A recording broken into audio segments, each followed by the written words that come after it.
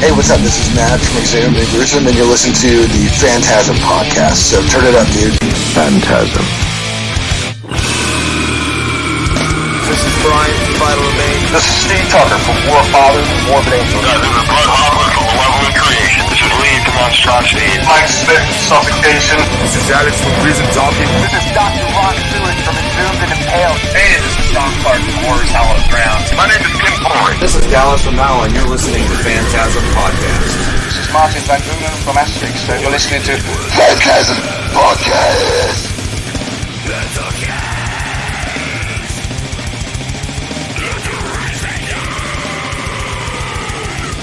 What the fuck is up? And welcome to the Phantasm Podcast. I'm Corey Gore Christ. With me, as always, Dr. Vincent West. Hey, what's going on? We got a real gem for you guys today, especially for you cult horror fans. We got Matt Harvey from Exhumed and Gruesome coming up later on the show. Great interview, very insightful. Give you a lot of insight about the scene that he grew up in the Bay Area and how he became a fan of metal and horror. So it's pretty awesome. But what movie do we have, Doctor? We are watching the X-rated theatrical cut of the Grindhouse Blu-ray Limited of I Drink Your Blood, which was your Christmas present. It was, and we're finally watching it together. The biggest, bloodiest horror show in history. I drink your blood.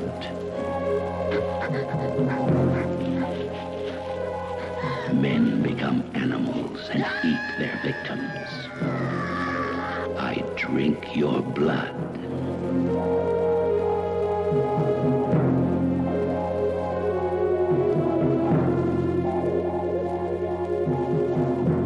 A young boy infects an entire town with rabies and turns a group of men into a band of bloodthirsty zombies ravaging a peaceful countryside. I drink your blood will make your blood curdle and your skin crawl.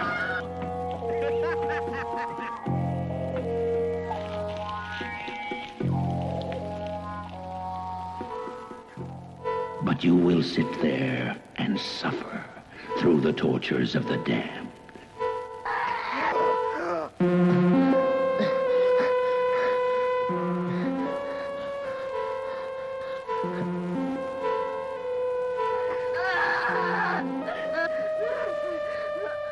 You will sit and watch this shocking ugliness splashing across the screen. You will ask yourself, what acts of sadism will this electric knife be used for?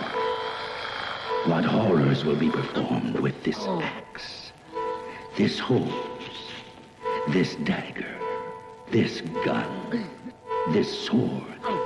All the implements necessary to make this the ultimate in adult horror films.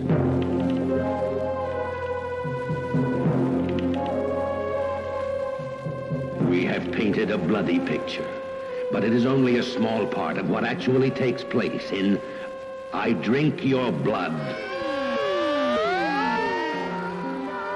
Can you take it?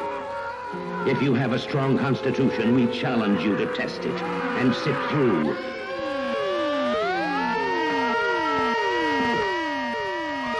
I drink your blood. I have never seen this film. You've never seen I've never seen this film. Doctor's in for a good one. Actually, I've never seen this cut. I've seen the director's cut. When Grindhouse put this out on DVD, I saw that version. I don't know how I've never seen it, but I've never seen it. This looks awesome. Like the print looks really, for it to be 1970. Looks like it was some kind of Indian dude's junk. Oh yeah, you see some dick in this and some butthole. There you go. There's some nice. We go right into Mr. Skinless here.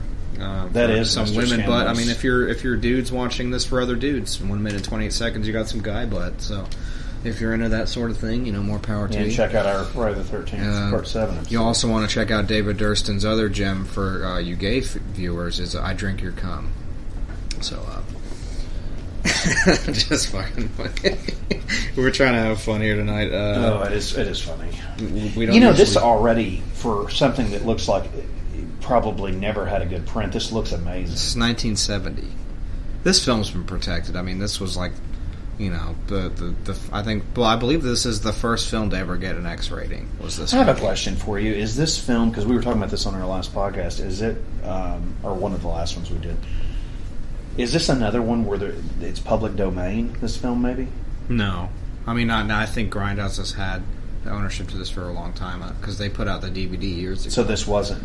So this isn't a public domain film. Are you one sure? One of the only ones that, what was it? The Satanic Rites of Dracula? No, Devil Rides Out. No, Devil Rides Out is protected. It is Satanic Rites of Dracula, that's a great movie. And there was one other one that was weird. See, now this, The Terror, which I love, with Jack Nicholson. That's great. And Frankenstein. I'm pretty sure. Karloff. We have any older horror fans out there? And there's Len Lowry to Not your old right. as an old age, but old. For those of you following along on the film at home, if you're watching the Grindhouse DVD or the Blu-ray, it's awesome. There's Len Lowry right there from The Crazies, which is amazing. I just found that on Blu-ray.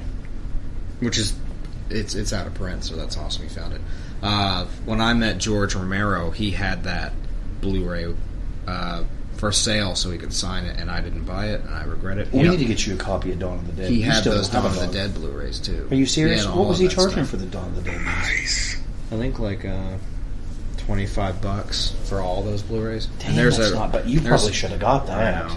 There's a real chicken slaughtering right there, which is part of the X rating. Is people in the 70s didn't give a fuck about animal cruelty on screen, which doesn't bother me. But.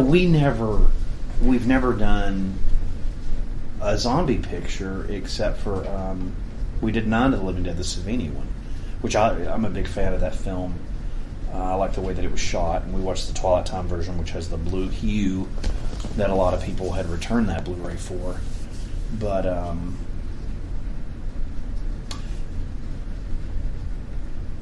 without never seeing this film, and maybe it's because it's 70s or whatever, but the reason that I'm actually enjoying this actually looks like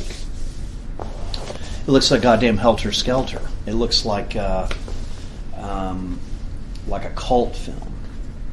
Obviously, it's a cult film because it's it's like a Grindhouse late night film deal. But I mean, this Blu-ray looks fucking unbelievable. I'm absolutely really blown away by this because this is like 35mm shit. This is definitely this is from me, and if we have any fans or any fans of mine out there specifically on what I think about film quality, to take a 35mm master and get this type of a print out of it, I'm blown away. Oh, Grind! This is I will say this looks really fucking good. I have Cannibal Ferox, which is, the doctor has all these titles with me. He's got.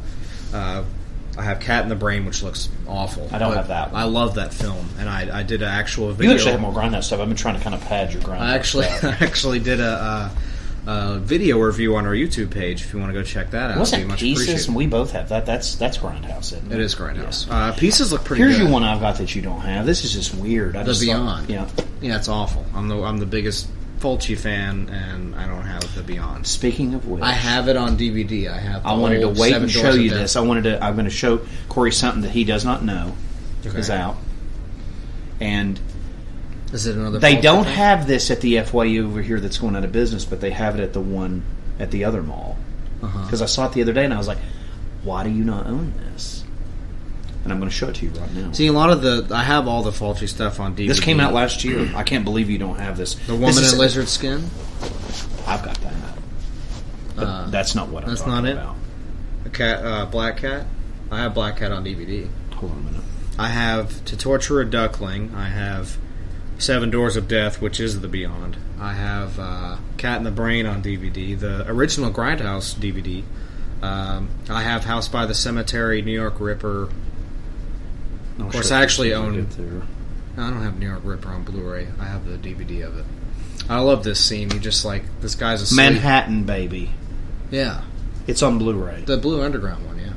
Mm-hmm. But it came out last year, and it's the fucking 3-disc limited edition. Yeah, it is like the soundtrack or something. They have that at the FYU over there at West Town. We need to go there. I'm going to do some. Doctor always loves to get me in shopping habits. Go out and buy it. I saw it and I was like, it wasn't that expensive. But so basically to go through the... But that movie, yes, Manhattan. Oh, it's awesome. That's a great movie. To go through the... Okay, so the Grindhouse, I have Cat in the Brain, I have Pieces, Cannibal Ferox, Cannibal Holocaust. I think I have maybe one or two more, I'm not sure, but that's how many Blu-rays I have. But this print by far is the best out of all the ones I own. And Cannibal Holocaust looks Blu-ray, really good. DVD, and soundtrack. It's amazing. I'm gonna have to go shopping. That's one DVD I don't own because I like keeping my horror DVDs. You know, some of them like the old Phantasms. I have all those. So you have Manhattan Baby already? I don't. I don't have the DVD of that. So you should get the Blu-ray that has the goddamn soundtrack with it. So yeah, in the movie here, this woman is... Sorry, I got off base with that. This woman is friends with this dude, and he's a part of a satanic cult, and she kind of is in the wrong place at the wrong time because she got invited, and then they get spooked out, and they just, like, rape her and torture her, I guess.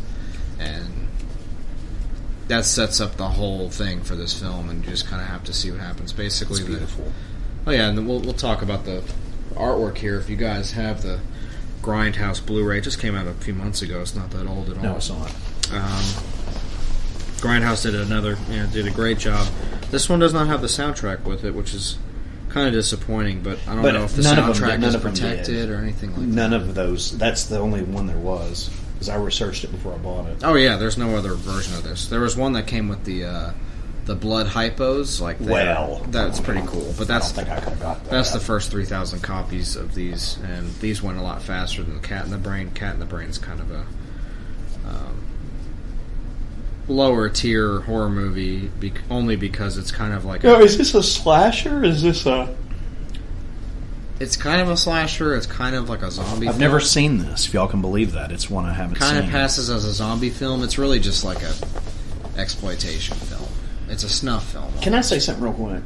This is something I wanted to I've actually watched it 3 times now. And I want to come out and I want to recommend something to you guys this week. And I want to take a special second to do this, and it's probably going to give Corey a heart attack.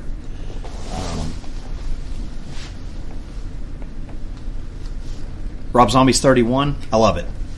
You saw we watched it a couple more times? I love it. See, when I saw it the first time, I kind of was just bored, and I thought... It's the best thing he's done. I will give him... I think it's the best movie he's ever made. I don't know how people don't like it. It is incredibly gory. I thought the midget Hitler was the only thing that got on my nerves, but... I just don't understand it, but... the opening scene... But it's so... These were the two things that sold me on it when I was watching it and I was entertained. The opening scene with... was it Jeff Daniel Phil? I don't remember his damn name. I don't know the actors. The guy in the other beginning. Than his wife. The guy in the beginning doing the intro. Awesome. I was like, this looks really awesome already. Like, this is very, like, Scorsese, and, like, it's just kind of weird, and I enjoyed it. And then later on with the clowns. It reminds me of one of these Grindhouse things. Yeah, the clowns were awesome. I just thought it's the best thing I think he's ever done. Yeah, I the don't vibe know was why nice. I liked it. The vibe didn't seem like he was borrowing. It seemed like his own thing. And I think it's the first time he's gotten there. Cause it's nuts. Lords of Salem, I understood. But it gets these horrible reviews. The Blu-ray's beautiful. There is a documentary. By the way, you can go buy this Blu-ray right now when you're listening to this. You can go in fucking Walmart and get it right now for it was at Target for like $10 or $16. But yeah, it's like 16. But if you get it, there is a documentary that's like 3.5 hours long about him making that goddamn film, which was crowdfunded. Crazy. And the reason now, I want to also go back and I want to make a public apology to Rob on this podcast. I thought he used Kickstarter so he didn't have to spend his own money, when in reality he used Kickstarter, because I watched that 3.5 hour documentary. If you can believe that, I actually watched it. And he did the crowdfunding because he couldn't get a studio to back him, because it's so bloody. Wow. Yeah, because nowadays everything is going backwards to more PC, so they're not putting shit out anymore. That's horror, which is probably why a lot of gorier horror movies aren't seeing the light of day here. But what it is, I'm not saying it's my favorite film in the world. I'm not saying it's the best, but I did buy it, and I do like it. Doctor's recommending a Rob Zombie film. I say you guys go check it out if you haven't. For what it is. You take it for what it is. Don't go into it that I just told you that it's from Beyond or Phantasm or Tenebrae or whatever your genre of horror, a Vincent Price flick or a Hammer film or Texas Chainsaw Massacre. I'm not saying any of that. I am saying that I think for all his director stuff that he's done, I mean, this wipes the floor with those Halloween films, which I felt like he should have never done in the first place. Right. And but yeah. And you can borrow it if you want. The Blu-ray's beautiful. I mean, I watched it, and I, Miss Gorecrest really liked it. She was like, "How would you not like this?" And I was like, "I don't know. I think when I went in to watch it, I just wasn't feeling it when I turned it on. I don't know. It looked like something I needed to watch another time. Whenever it was, I watched it three or four times. Whenever it ended, I got drunk and watched it. I actually enjoyed it. It's not very long. Whenever it ended, I was like, I think I need to watch that another time and give it another shot. I wasn't ruled out of it. Let me say this about it too. I feel like Robert Rodriguez, who I'm a fan of some of his work, and Quentin Tarantino, again, I'm a fan of some of his work. I feel like Rob took the best of both of what they try to do when they try to do something edgy, and he took it over the goddamn top. Yeah, what I do like because it's insane. What I did like about it feels like a music video that just went crazy. But I don't know how I've read reviews where people said it was boring, or they said it was stupid, and I'm like, what movie did you watch? The only thing I didn't like was the midget thing. After that went on too long. After that, he was dead. The rest of the movie was pretty awesome. It's just weird. I don't even love the clowns. That was probably my favorite scene of the whole movie when they were fighting the clowns and they just fucking. But I don't want to give people the idea that I'm going to go listen to his new album and walk out to it when I drive back to the morgue tonight. That's not what I'm saying. I'm saying for what it is, I will give it all the credit in the world. And I want to bring up something else just to give everybody a heart attack that listens to me. J.J. Abrams, the Phantasm 3 remastering. It's amazing. Are you kidding me? Oh, that Phantasm box set they're putting out, it has the remastered in it. Oh, I figured. And it's Well Go USA is who's distributing that. That's the same company that put the other Blu-rays out. So that's what they're going to... Now, what's the version of Part 2 that's in it?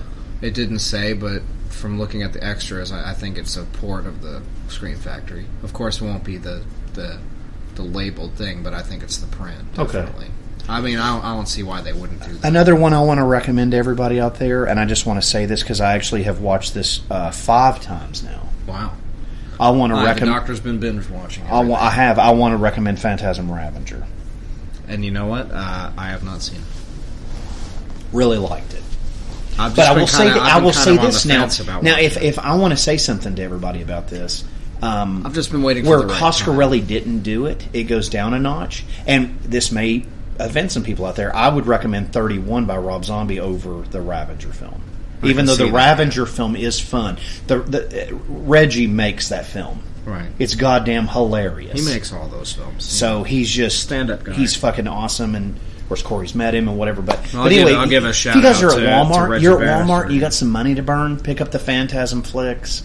Pick up the fucking Rob Zombie thing. Come on, guys. When do you get to see Phantasm at Walmart? Or, honestly, a gory Rob Zombie film, because it's way raunchier than those other films he did. Now, to go back... Devil's Rejects is probably a better film. But I don't know.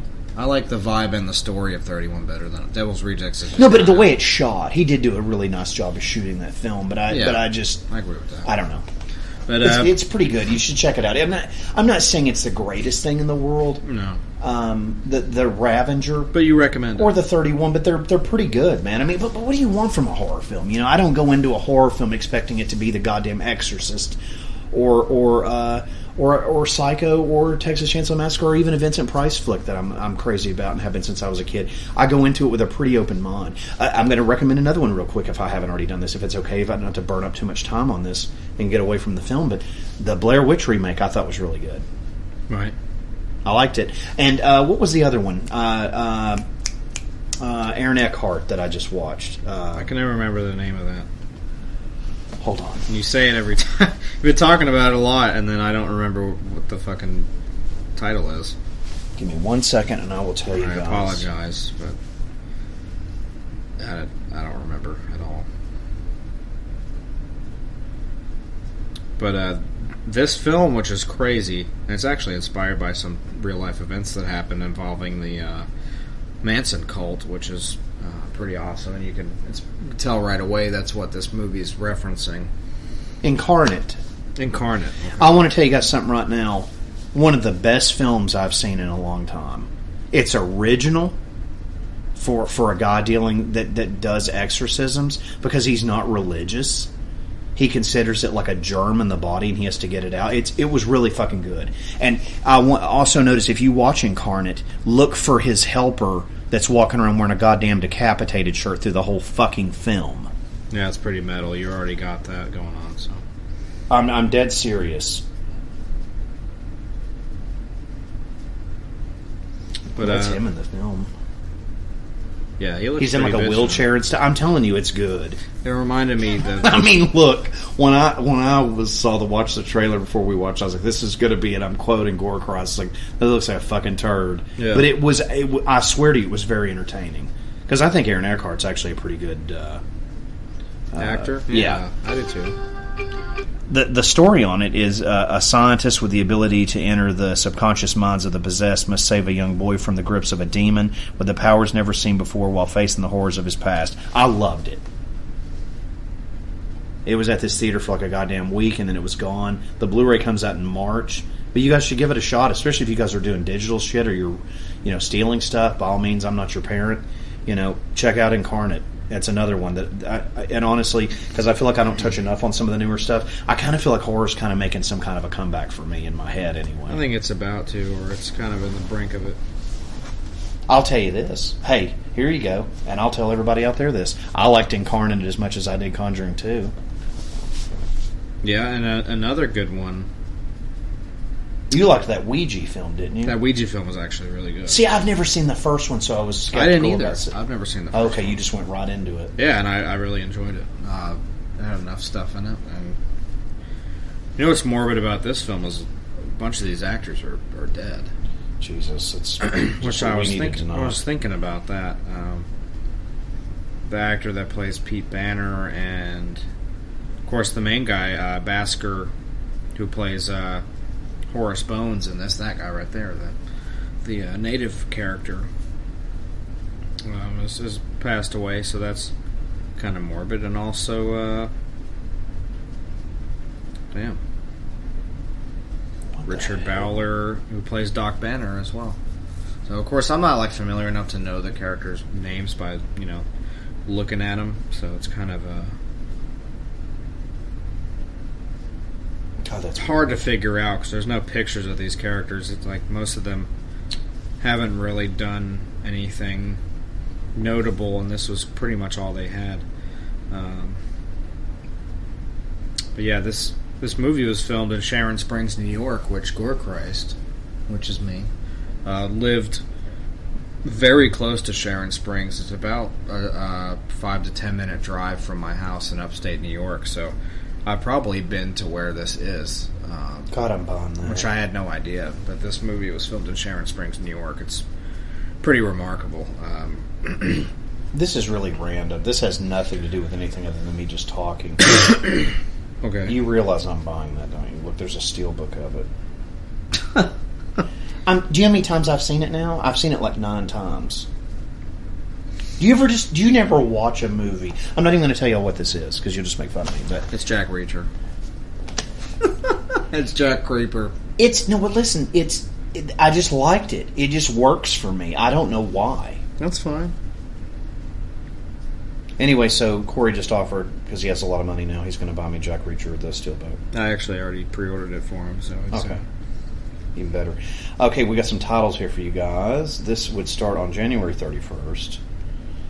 We've got Blood Mania / Point of Terror, which I'm not familiar with either one of them.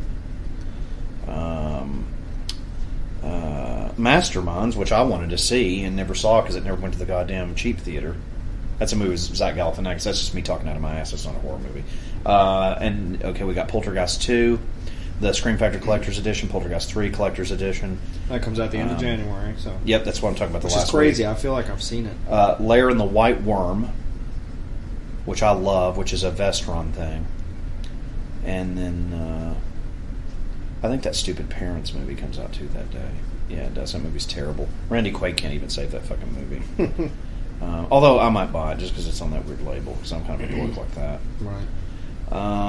We have any King Kong fans are reissuing the Peter Jackson King Kong movie on Blu-ray, the Ultimate Edition, which is apparently several discs long. I'm not really sure what they did with it.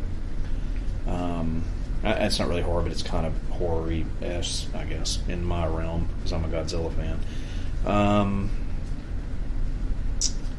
What we got here? Dr. Orloff's Monster, excuse me.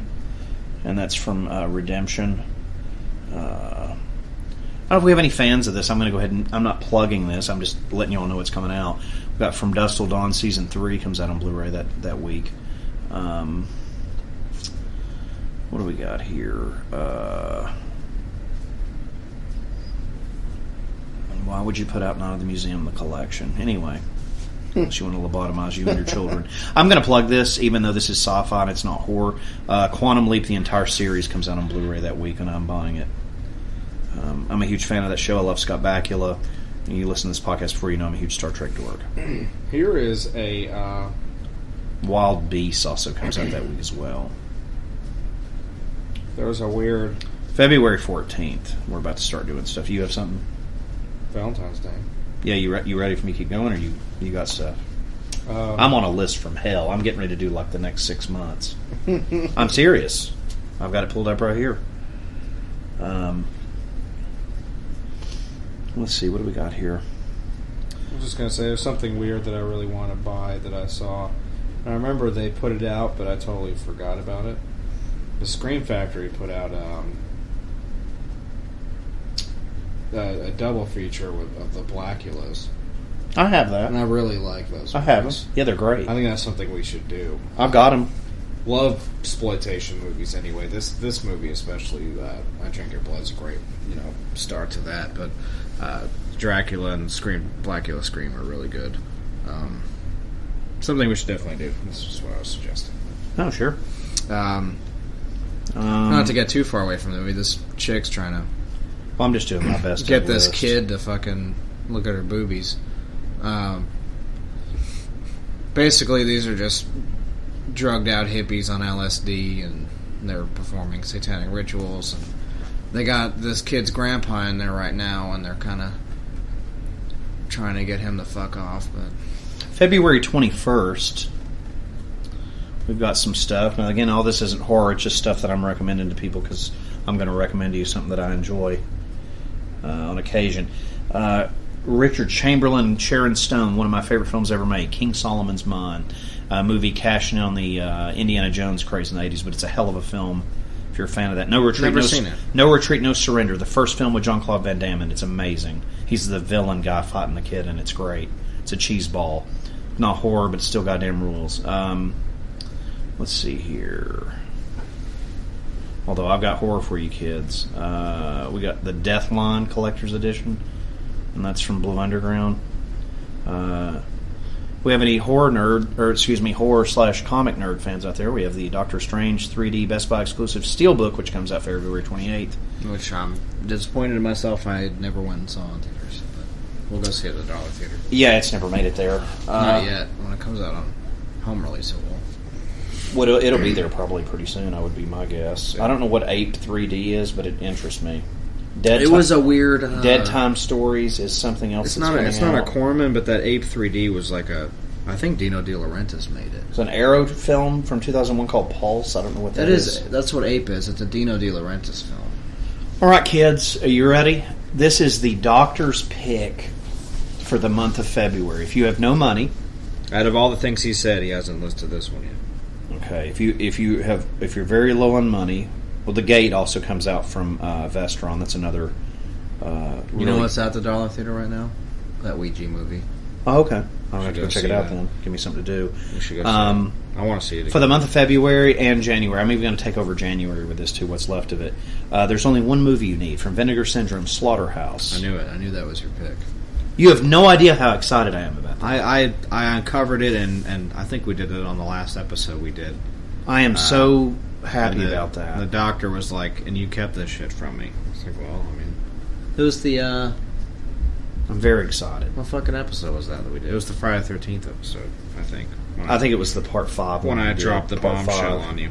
We did a double feature of the Friday the 13th. We did 2 movies. It was very fun. First one was a little more off the rails than the next one, but we had a good time with it. It was a lot of fun. March 7th, there it is. There's Incarnate.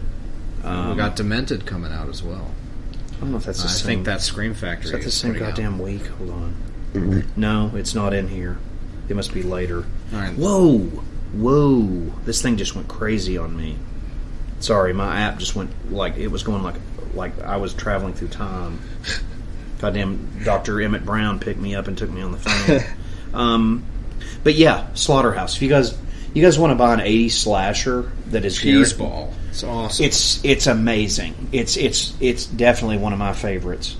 A lot of people like Madman from back then, which I'm a fan of too, but I think Madman sucks compared to Slaughterhouse. Slaughterhouse is absolutely awesome. And I found out something interesting I wanted to comment about Slaughterhouse. Mortician actually sampled some stuff from that film. It's, fuck, I was just listening to it earlier. It's, I'm going to go find it, I have to. Okay. Because I was just listening to it. I couldn't tell you what it was, I just know that they did because I remember the goddamn song. I couldn't remember. I just don't know the name of it. I couldn't remember the song name, but they were, it was the part. That's fucking odd. It's the part where Doctor Strange and Slaughterhouse the same week.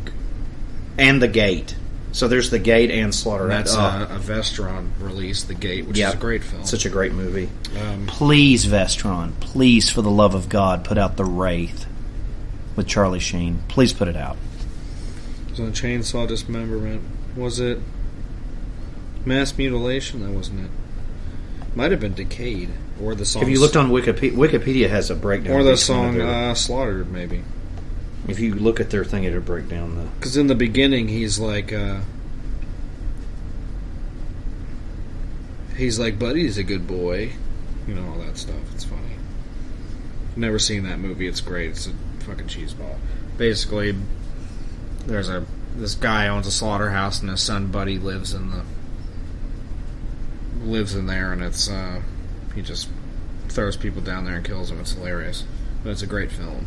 I'm not going to go too much further, but I'm going to keep going a little bit. And this is for March 14th.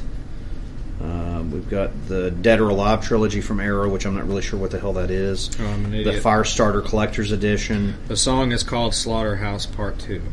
Oh, okay. Which album? From Chainsaw Dismemberment, which is... God, you just listened to that. I mean, look, Hacked Up for Barbecue is their best album, but if I had to go to, Chainsaw Dismemberment is my favorite Mortician record. Really? Love it. It's just different. I don't know. They got the Silent Night, Bloody Night shit on there. The Crazies is on there. Texas 2 is on there. He just put weird horror samples in that one. Phantasm 2 is at the end. Friday 13th Part 2. That's such a good movie. It is good. He's got Texas 3 on there, and Silent Night, Bloody Night. Mass Mutilation has Henry Portrait of a Serial Killer on it. Stab is the first track. It's got When a Stranger Calls, like the OG one. It's pretty awesome. It's because it was their second album, so they put sequels on there. Like, Will Raymer's is the fucking man. Because he's like, look, we have our second album. We're gonna have sequels as the quotes. It's fucking awesome. If you want to catch Mortician, they are having a rare appearance at the Las Vegas Death Fest. Pretty sure the dates are June, which we're working on going to.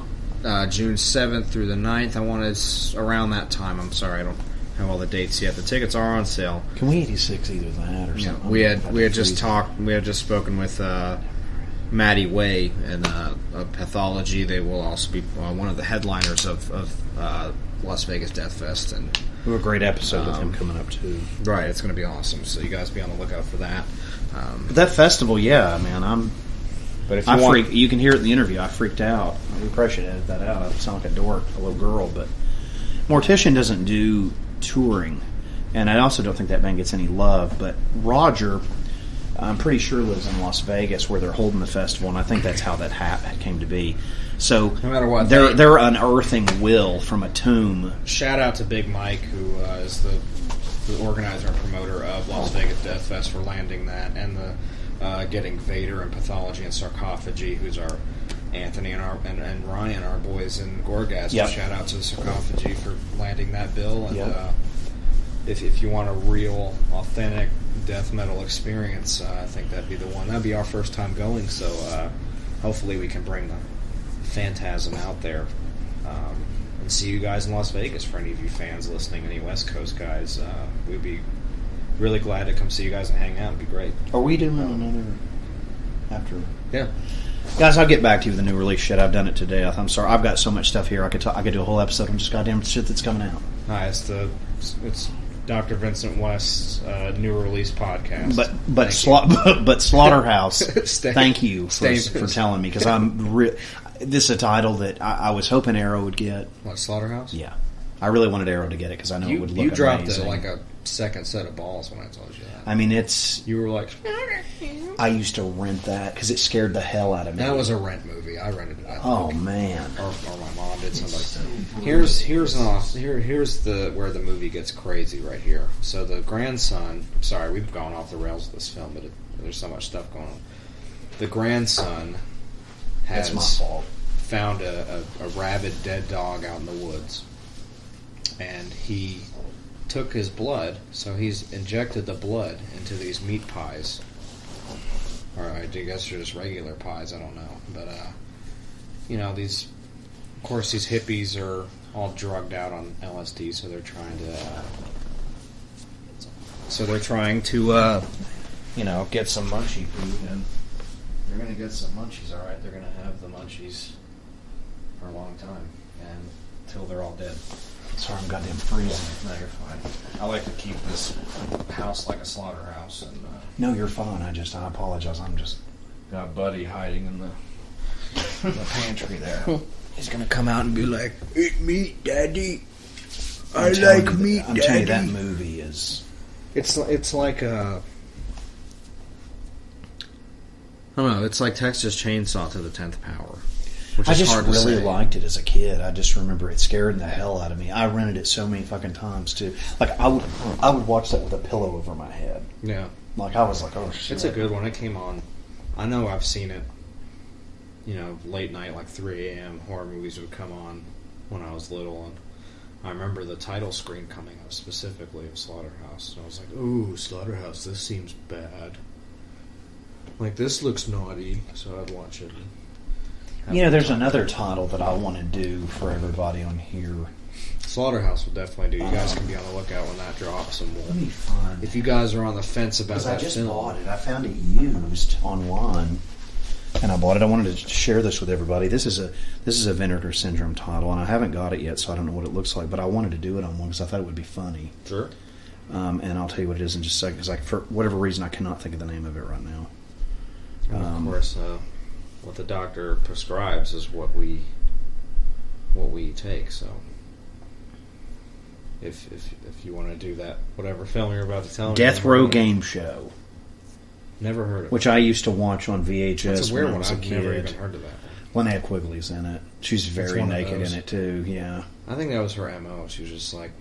She was typecasted as the nudie. Another one that I picked up, and I found this at the one going out of business. I've got Jack Frost. If you ever want to watch that, you got that Blu-ray. Yeah, you got the lenticular, or did you get the? Regular? No, it's just there was no lenticular. There is a lenticular. Oh no, I know, but that's not what. I need that film. We should do it. It was $11. Should totally do it. Yeah, it was 11. I bought it. All right, so now the hippies are eating the meat pie or the. But I didn't get it over there. They didn't have it over there, is what I was trying to say. I bought it online. Those pies. So maybe it is lenticular. I don't know. Right. I bought it online. Those pies look nasty. That doesn't look lenticular to me, though. There is one. I just don't know. I don't think it's probably out of print. Because you remember the old VHS, even, like before the DVD, they had a lenticular cover. So I think it's cool that Vinegar kept the lenticular cover like the old school version. It was pretty awesome. No, it is. So. I've never seen that movie. Jack Frost. It's Shannon Elizabeth from American Pie. It looks funny. Also 13 Ghosts. Funny. It's really funny. It's about a guy. If you guys have never seen Jack Frost, not the Michael Keaton sob story, the snowboard film, whatever the fuck that was. Stupider. Snow Day. He said stupid. He's in like a blues band. It's fucking horrible. I got that Dixie Chick song on that. I know too much about that movie. You do. I've seen it a million times. Got up on a bicycle as a kid. Well, Jack Frost, the horror movie, is about a guy who he's like a serial killer, and then there's some kind of like a chemical accident with the truck that's taking him to prison, and like a chemical truck, they fall in the snow and he turns into a snowman. It's really retarded, but it's fun to watch. A lot of great quotes in that movie, a lot of campy bullshit. Like I said, Shannon Elizabeth is nude in that, so that's some pre-order Mr. Skinless. I don't know this, but I want to make a prediction that Scream Factory puts out Child's Play 2 and 3 this year. I'd say that's a fair prediction, yeah. They're Universal. Those Blu-rays that are in that box set suck. They look like shit and they're bare bones. And that first one got put out and it's beautiful. Christ, it's. We need to do that one. We'll do Child's Play, of course. And I'm one of the weirdos that likes 2 and 3. A lot of people think No. I grew up watching. I don't have a problem with that. Actually, I'm going to tell you the one I watched recently. Not to get on a tangent about Chucky, but I watched that. What's the? I get him confused. You watched one of the shit ones? I watched that Seed of Chucky. I was laughing my balls off watching so that. Ridiculous. Because it's Brad Dourif had me in fucking teeth. Like, I'll do whatever I fucking want. And I was like going, what is this? Alright, so in the movie here, and if you guys have just been listening to us babble, yeah, I'm sorry. 38 minutes, 11 seconds. I mean, we have fun. Usually we don't follow the movie. We're kind of just watching it while we tell you guys about all the new goodies you can buy with your giant wallets, because we all know everyone listening to this has a lot of money, like the doctor here and me myself. We just buy whatever Blu-rays we want. Yeah. And so these guys have just eaten those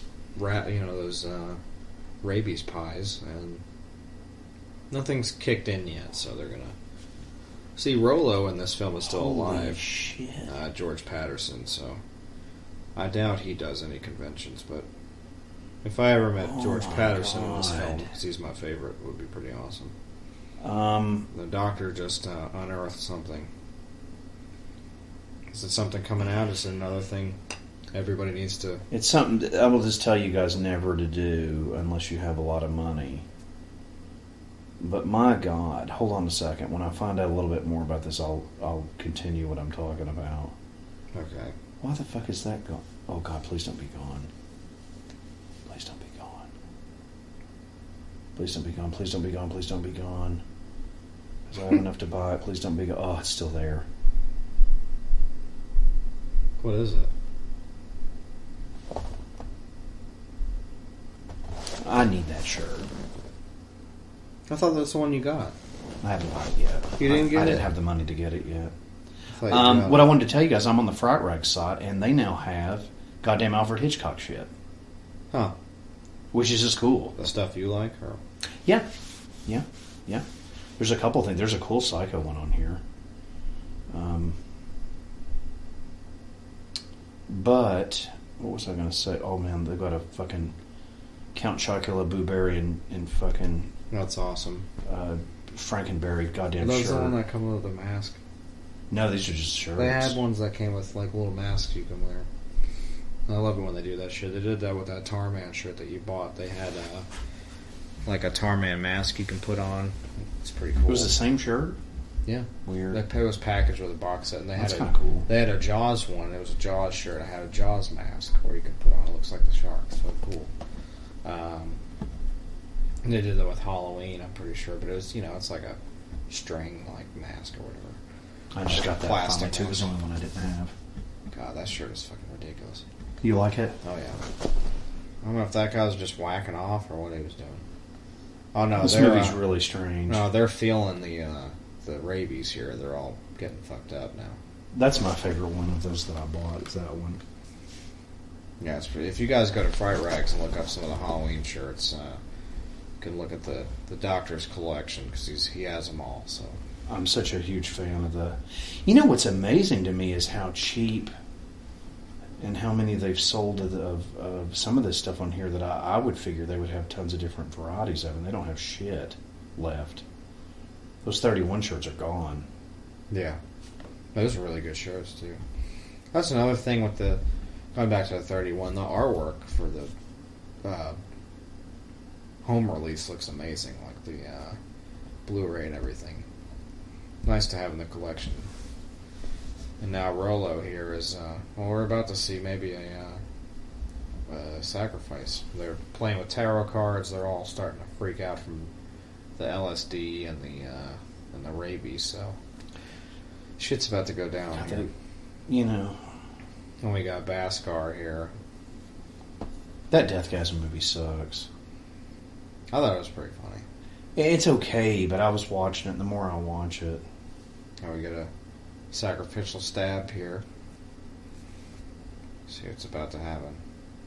This is where they... What you worry boom. about? No. It's from part 6, you know that, don't you? I know, but it's the Alice Cooper thing. I don't know, it kind of looks weird because it's Alice Cooper. See, this is fucking crazy for 70. I think it's kind of cool. It is kind of, but then it looks like a mushroom head shirt. I don't know. Or ICP, I can't really tell. I get it, that's Alice Cooper makeup on the Jason mask, but personally, I don't know. Because there's one shirt that's really awesome in that line. I can't remember which one it is. It's one with Alice on it, but it's not the mask one. You need a Scream t-shirt, it's what you need. Ew. It's Wes Craven's best film, guys, is Scream. I'd rather watch Deadly Blessing than that. You know, I would rather watch about anything. Okay, I want to say, I get made fun of. For my favorite Wes Craven film is The Hills Have Eyes, and it always will be. That's just making fun of for that. I've been laughed at from day one for that's liking still his that. best film, I think. It's the scariest. It's a great movie. You know, Nightmare on Elm Street's alright, and the second one's better. Did he direct the second one, too? Yes. Okay. Which I love. That would almost rival Hills Have Eyes. I think I'm going to buy that. They've got that on sale finally. I think I'm going to just buy that. That's my favorite one, is 2. Poltergeist 2. Of course it is. It's Screaming Mad George did the makeup for it. Well, you said you like the third one a lot. I do.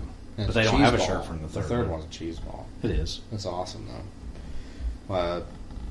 January 31st, guys, is Scream Factory puts out 2 and 3 of Poltergeist, which is awesome. So definitely be picking those up. You can, we always kind of pinpoint which episodes. We try to match up these movies like a fine wine. So figured Matt Harvey would probably appreciate I Drink Your Blood. It's a cult horror film. It's very essential. It's very bloody, X-rated. So another one that'd be really good for them would be Torso, but unfortunately I don't have that DVD or Blu-ray.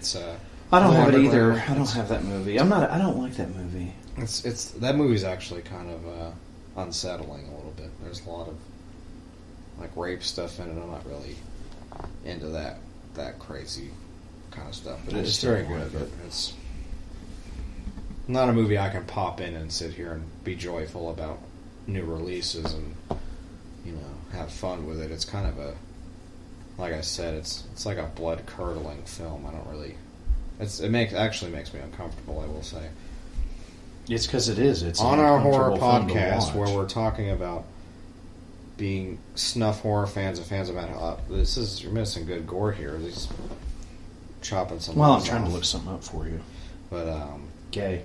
Okay, sorry, I just got fun. I'm on here saying I'm an Exhumed fan and I love Italian horror and gore, but I am the gore Christ. But if a movie makes me unsettled, I'm unsettled, and Torso definitely is kind of unsettling to watch. Have I seen it? Yes, I've seen it a few times, but I have not. It's pretty. Oh, the Maximum Overdrive. It's awesome. The movie's amazing. Why the hell Arrow or somebody's not put that out as beyond me, but maybe they're working on it. They might. Doctor's here just making his new wardrobe. Yeah, I'm just kind of looking at some stuff here, guys. Cause I apologize, but oh god, they redid that one. So if you go to frightrags.com, it's actually all that's back on there.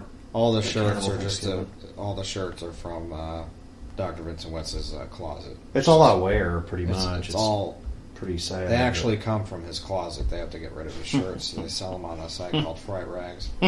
It's fright-rags.com. .west. And it's .west. It's Dr. West's wardrobe, and they're selling it. It's like his eBay. Cause eBay. You know what's annoying is they had Phantasm shirts at one time. I know. And you can't ever find them. They're never on eBay either. They're not even on the goddamn graveyard. They're just like gone. Yeah, they don't have them. I remember when they had them. I mean, dude. Do you remember Phantasm yet, Corey? Members? Yeah, there's... So I feel like I'm watching a Bond film. It does seem like a Bond film, doesn't it? I said this earlier. I have no idea why this feels like a Bond film. It does, though. But it feels like a goddamn Bond movie. Maybe it's because it's 1970. And Live and Let Die. It's what it feels like, goddamn... which is not a bad thing. We're both huge James Bond fans. This one's Live and Get High is what this one is. Or Die and Get High and Die is this one. Cut off above the thigh. I drink your bond, or I drink your blood, shaken not stirred. That's what this movie's called. Yep. Loud synth music. The soundtrack for this is awesome. I wish they had included it on here. I don't know if they just couldn't. I assume they just couldn't get that worked out, or I can't get over how this transfer looks off a 35mm film. Oh, it looks great. I mean, it looks like... Look at that right there. We're at, let's see, 47 minutes, 44 seconds. This movie's not that long. And if you guys just skip, if you're not even on you're not keeping up with us, just skip to that time frame, 47 minutes and 33 seconds to look at this print. I mean, it looks fantastic. And this is the Grindhouse releasing limited Blu-ray of I Drink Your Blood. Which also, if you guys are just fans of this stuff, if you're collectors like we are, which I'm sure... most of you enthusiasts are, the bonus feature, the second disc of this comes with I Eat Your Skin, which is the presented for the very first time in HD, and that's the film that was paired up with this at the Grindhouse theaters, which is pretty amazing that they included that in here. Also, Blue Sextet, which is David Durston's apparent long-lost X-rated psychedelic shocker, and it's never been put on video before, on home video. So, my friend that I grew up with, Peter, was really into these type movies. I don't know a lot about the whole Grindhouse stuff. I don't know. These were just kind of... I'm enjoying this. I mean, this is actually really good. A lot of them were like, they played out like this. So this is actually a decent film, but they're like snuff. Some of his stuff was just like... Some Grindhouse stuff is just kind of way too out there, where it's just not even boring, it's just weird. You can't really follow anything that's going on, but some of the really gory ones like this one I really love, and the story is actually cool to it, because if you want to it's do a revenge film, we can always do again, it's a long film. Right. I've got Tenebrae, and I've also got that other one I just bought. Phenomenon. Yeah. Love to do Phenomenon. Phenomenon's great. It's Jennifer Connelly. When she was young, it's a great film. Tenebrae is actually really good too. It's just, it is long and it's kind of slow, but very beautiful death scenes. There's a lot of arterial spurts, and there's a lot of, I love that. The reason I'm happy that I bought those. The print looks. Well, you got the soundtrack amazing. With both of them. Oh yeah, both of them have the soundtrack with it. Synapse. I'll give you all the credit in the world. You guys packaged the fuck out of those steelbooks that you put out. I want fucking Suspiria. I'm not sure if the Demons steelbooks come with soundtracks or not. They do. I have them. Yeah, really, they come with the soundtracks. I mean, you guys. That's why they're $45. If you guys fill the need for us collectors, but also us music fans of the films. I mean, I love Fabio Frizzi's stuff. We were talking to, I think it was Matty Way we were talking to about the soundtracks to these movies, because he said he was listening to this kind of stuff. Like, he likes the synth stuff. Well, he got surprised when I was telling him that I'm a fan of it. He's like, "Oh, you're into that stuff," and I was like, "Well, we're both into it." He was like, "You guys are death metal." I wasn't sure if you were into the music or whatever. I was like, "Yeah, that's the horror end." We were talking about John Carpenter originally and the synth stuff, and that's the best person to go to as far as I'm concerned in that stuff. It's like, that's a good conversation piece and so forth. But what I was going to tell you, just real quick, to go back to the Grindhouse stuff, since this pertains with this film. That version of the Beyond, which I still can't believe you don't have, has the fucking soundtrack with it. Yeah, I need it. Oh no, it's just How much is it right now?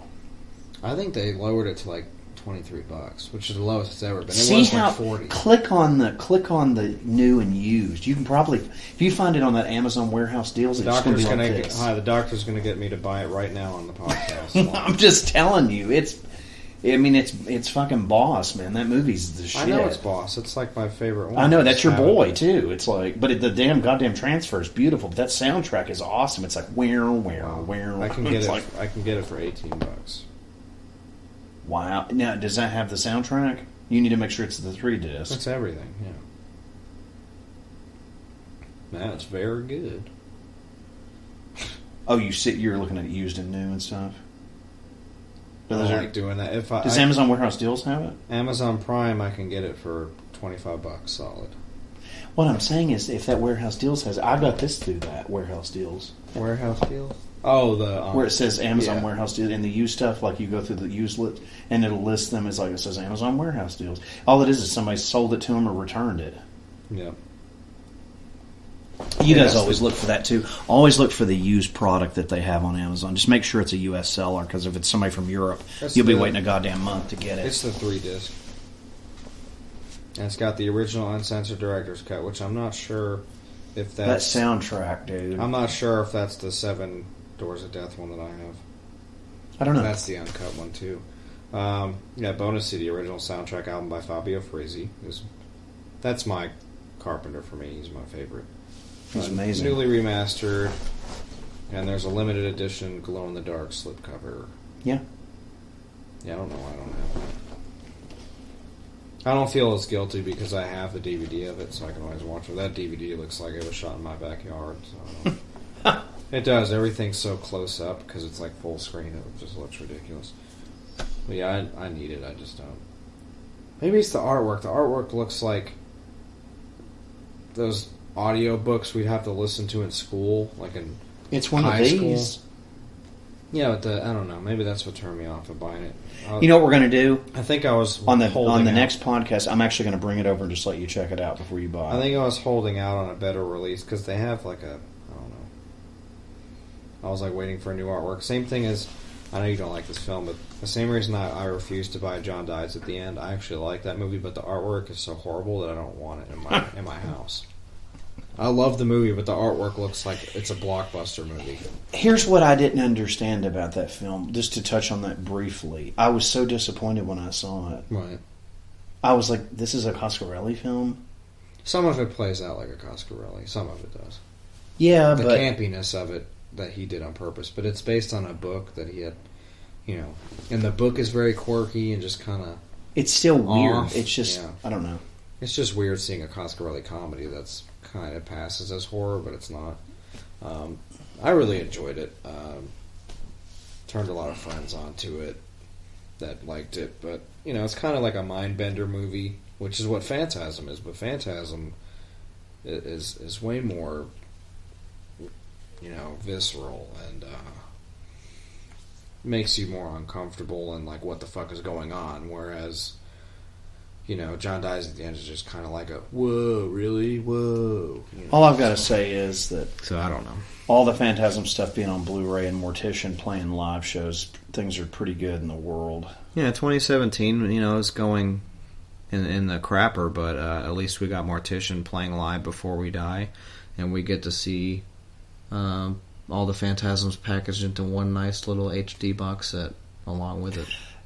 Let me ask you something. Did you ever look and see, because I couldn't find out this information, are they putting 3 and 4 out as individual releases? Because if they are, I don't need that box.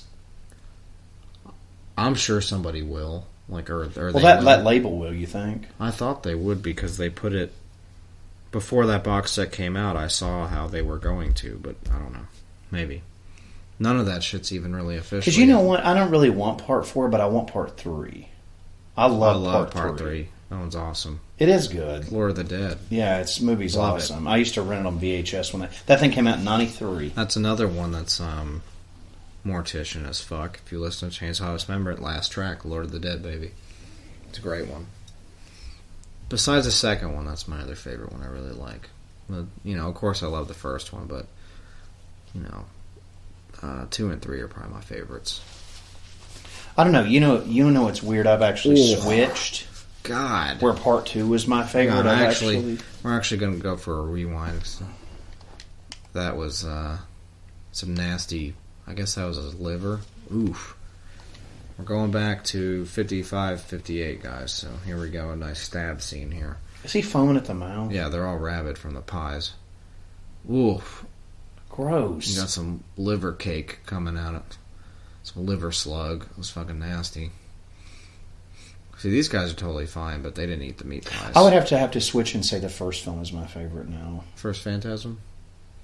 It looks great now. I mean, I can quote it. I had no idea how much I knew that film, but I can actually just. Me and you both were quoting it at the theater. But it's just so good. Actually, it goes in order. It's like 1, 2, 3, 4, 5. No, you can't beat the first Phantasm. Not for me. It's pretty awesome.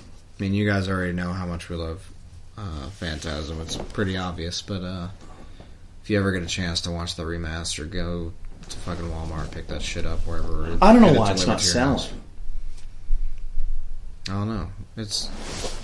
You would think at this Everybody's point, like, I'm just going to wait for it to get on Netflix. It's like, well, it wouldn't look as good on Netflix because you have to pay for HD for Netflix. And then there's no guarantee that it's going to stay on Netflix. Netflix, you have to pay an extra like $2 to get HD quality. You do, don't you? Yeah, they changed it. You can get a cheaper package that's like $5, and it's standard. Which it's package not do HD, you have? Standard one.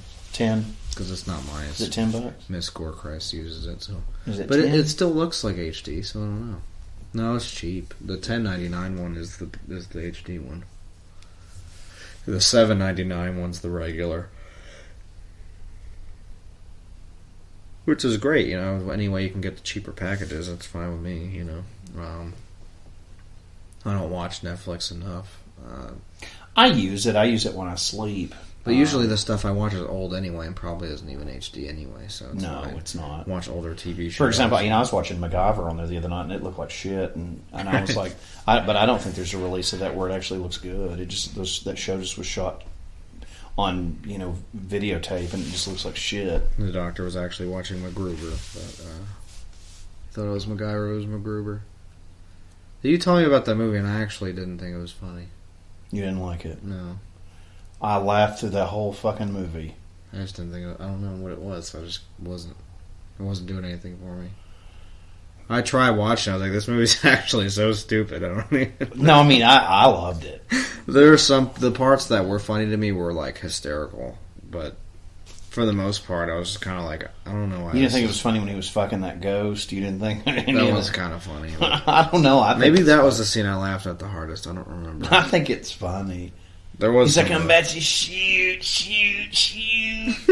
I think it's funny. That was more your thing, I guess. I don't know. I thought it was fucking awesome. Maybe I was. I love where he was sitting there talking.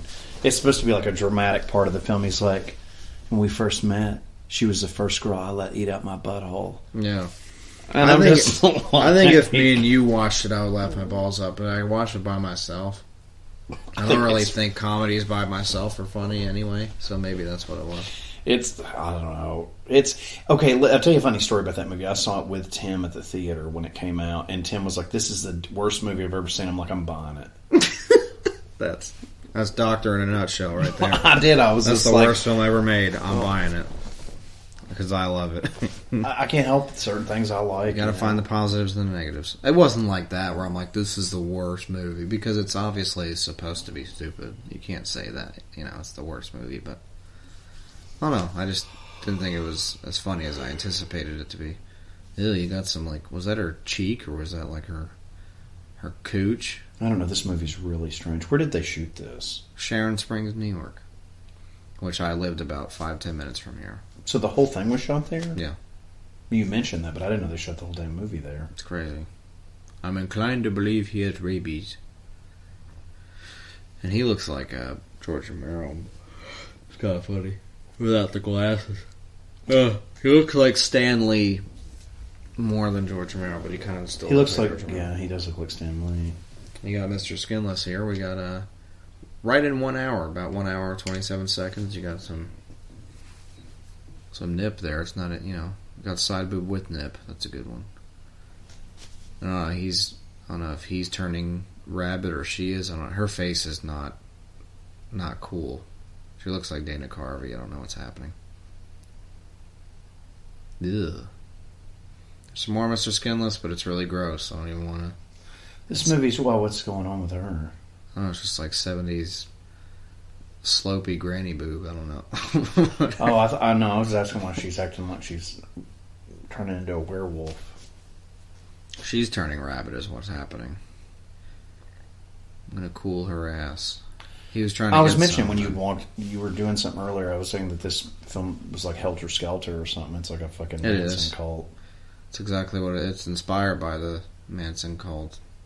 Apparently something involving rabies happened with the Manson cult that inspired this film, so...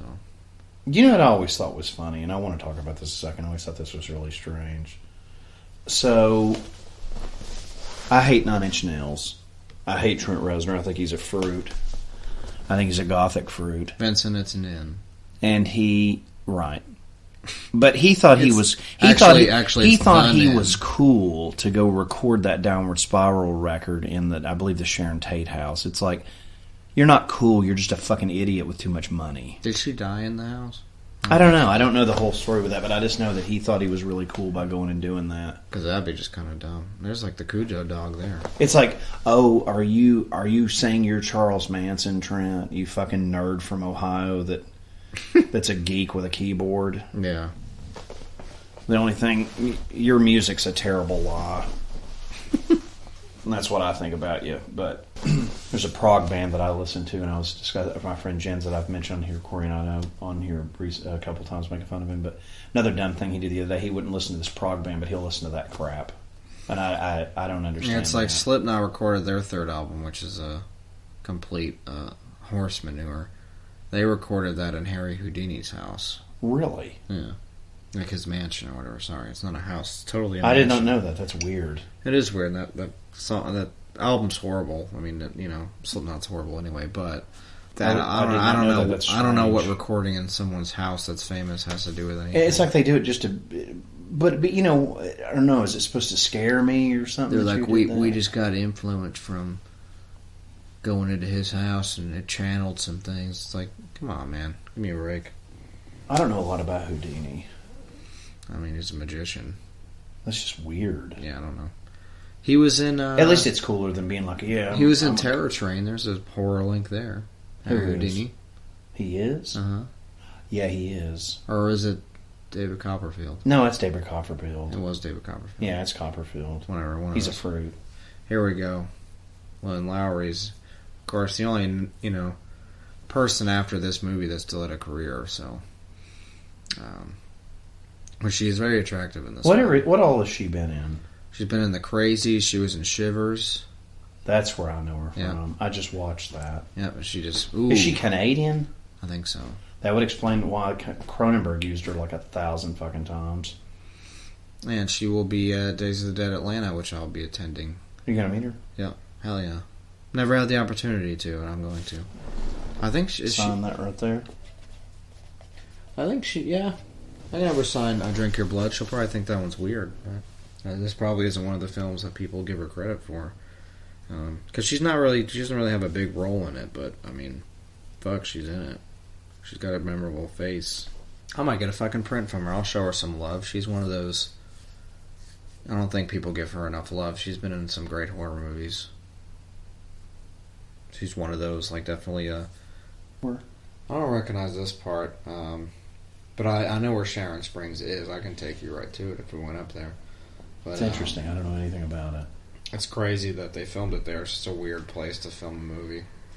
But I feel like... I don't know if David Durston's from New York or... Maybe. I don't know. I don't know enough about any of that. I don't know if he's doing a few of these actors not doing that. Maybe he is. Maybe he is doing that. I know a few of these actors are from New York. Oh, they are? Yeah. Interesting. Doesn't really say. I don't really know anything I wish it would say where this was, this park or whatever. It's really cool. I don't really know anything about David Durston. He's from California, so film likes to make up words. Like blood filming. That sounds pretty cool, but I press the space button, it's like, blood filming. But anyway, just... plays a deaf mute character in the film. Ooh. And Durston met her and was so impressed by her appearance that he decided to make her a role in the film. Because her face is very memorable. Actually, just to... Because I'm not going to say anything else, but I want to do... The village of Sharon Springs. Okay. After it was deserted, many of the locations for the film, including the old hotel, were set to be demolished, but were kept standing long enough for the film production. So all this is not there anymore. But, of course, this is 1970. I mean, since I lived there, Sharon Springs had people living there, and there was, some hotels and stuff. But you can actually, now that I'm watching this, you can tell it's upstate New York. I mean, it looks beautiful. And, the old farm stuff, makes sense. There's like a fucking Apache running around killing people because he's rabid. Let's see. David Durson said it was originally given an X rating. The theaters threatened to pull the film entirely. The distribution company then granted the theater permission to edit the film themselves as long as they would still attempt to show it. As a result, there were hundreds of different versions of the film due to the individual theaters editing their own. And that chicken that got killed in the beginning was real. But there were no other animals harmed in the making of the film. It's just the one. But that's still part of the obvious X rating for the film.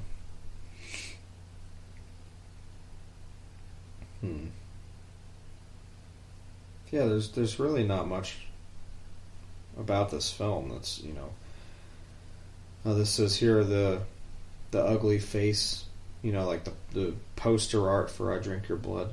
That was originally part of the poster art for the monster film It that had Roddy McDowall in it from 1967, so that's weird. Don't know why that's... I don't know, some interesting things about this film, but there's also not a lot about this film. Now there's rabid construction workers and shit. This movie's really weird. Is that goat really dead? No, apparently not. It looked like it to me, but...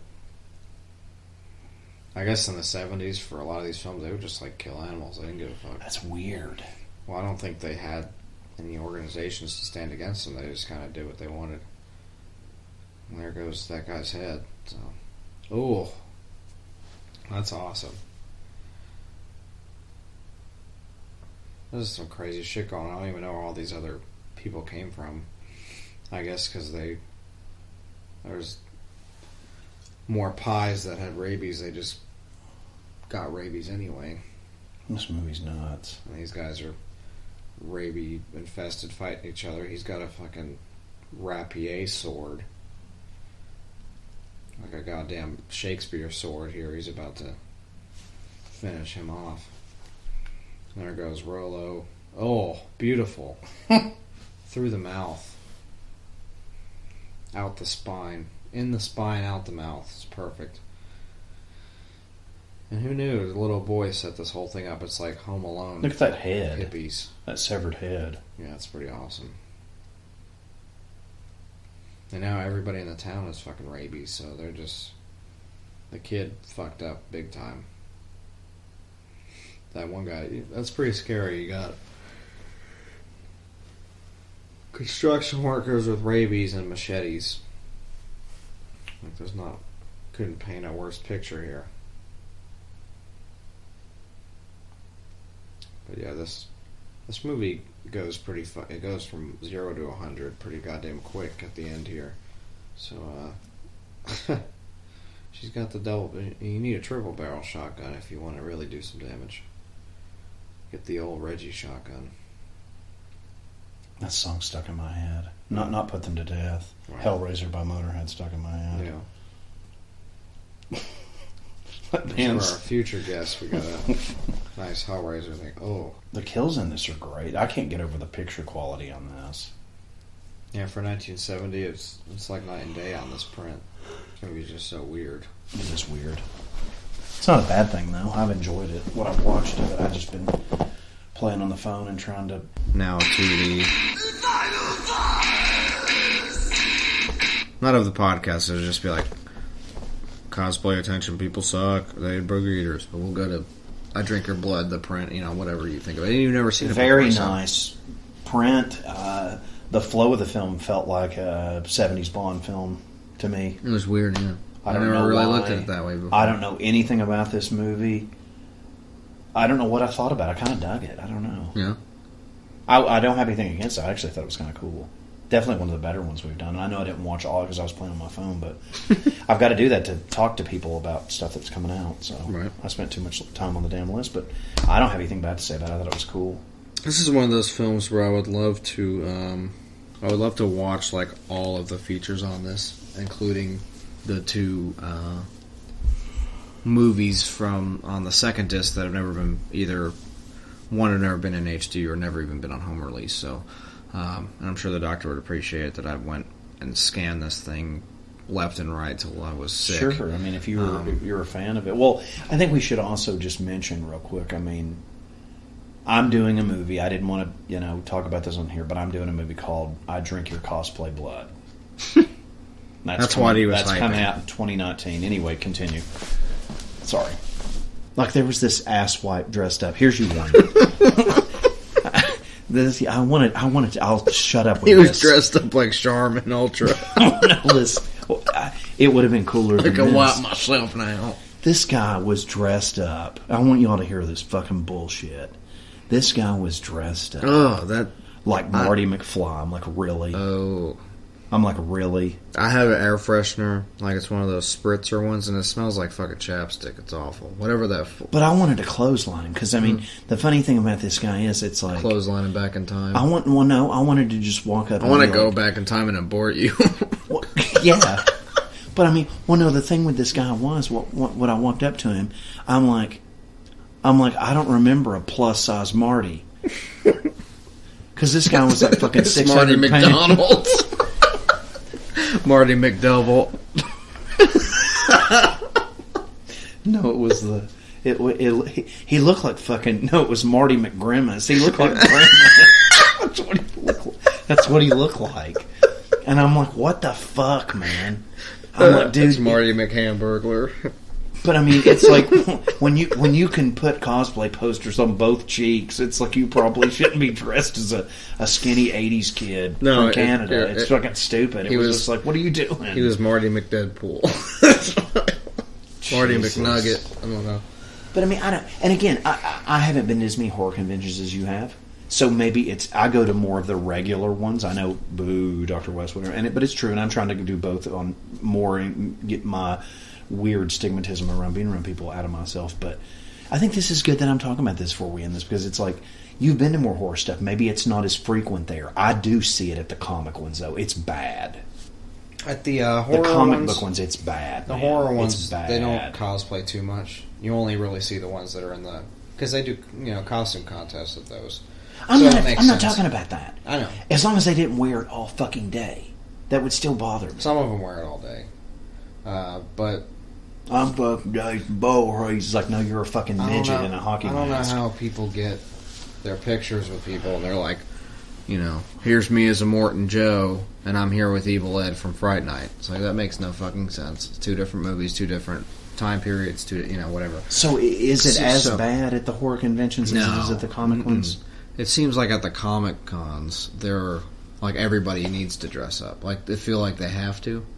They're like, I'm wearing my Deadpool shirt that looks like the costume. Here's another thing, it's like, look, don't do it at a concert. It's fucking annoying. Where they dress up like a giant dinosaur. Unless you're at Kiss, you can't dress up as that. And when Kiss is dead, that's it. Or Insane Clown Posse, you can have that one too. Well, look, guys, if you want to dress up like Matt Harvey, then you're more than welcome to. They sell masks on Relapse. They do? Web store. No. That was really creepy. Anyway, we do have, and I went on to a tangent. And they got you Ross. have to edit this for like fucking 2 hours. They got raw sewage wigs on Relapse web store, and Matt Harvey's stick-on sideburns on the Relapse web store. Matt it was a pleasure to have him on. No, it was great.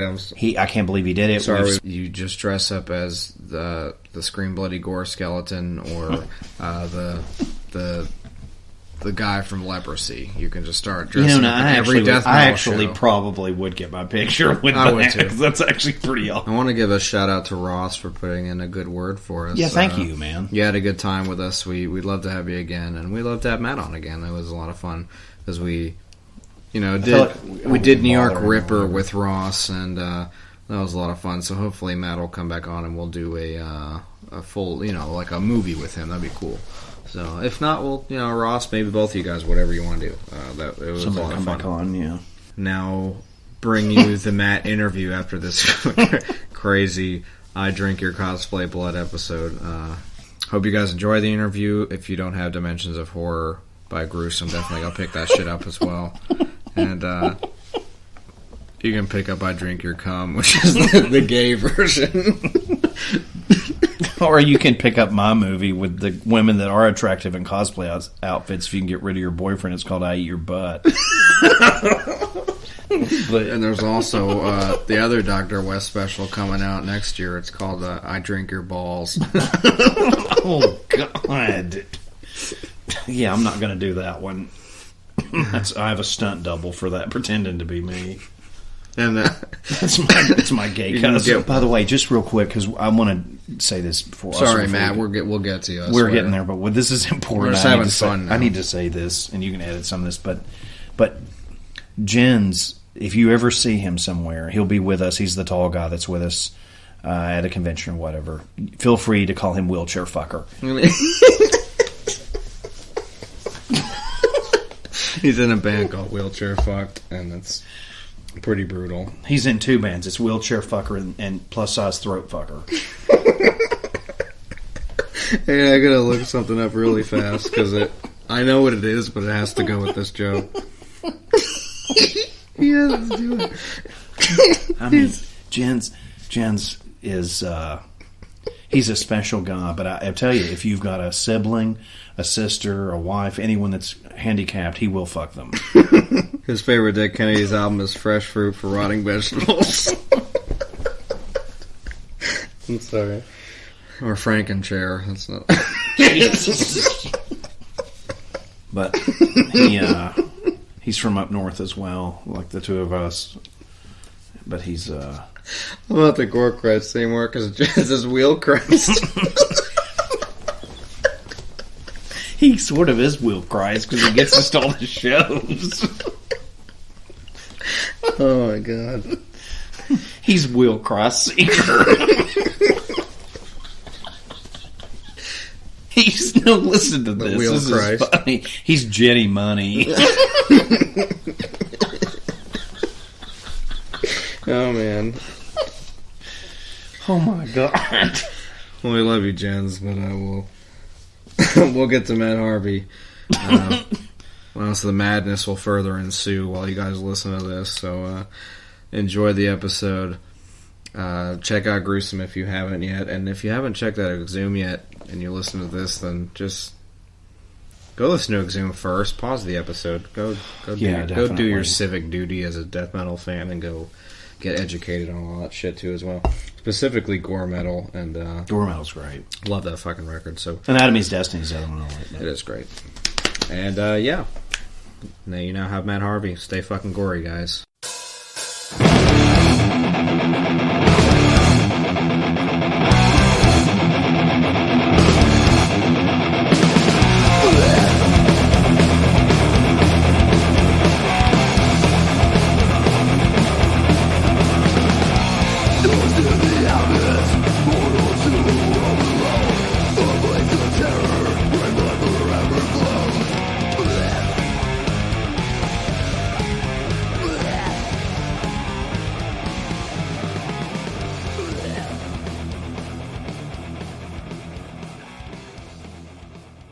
I'm Corey Gorechrist here, the Dr. Vincent West, and we are here with none other than Matt Harvey of Exhumed and Gruesome.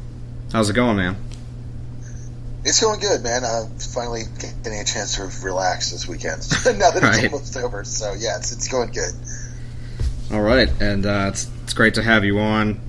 Huge fans. We had Ross was one of our first guests, so it's nice to have the centerfold of the band here with us today. So it's pretty cool. Yeah, Ross said he had a good time talking to you guys. He was stoked when I told him about this. So Awesome. And he's one of two that we did an actual movie episode with. He watched New York Ripper. We had a good time with it, so that was fun. And nice. And he told us you had a pretty fun time in Mexico. He was saying all kinds of stuff about that experience. That was definitely an experience. Yeah. We went down just to do a festival in Guadalajara with Priest was headlining and Overkill was there and Death Angel and that's some killer. other bands. We were one of the few kind of more extreme bands on the bill. I mean, Carcass was there and Wehrmacht was there, but nice.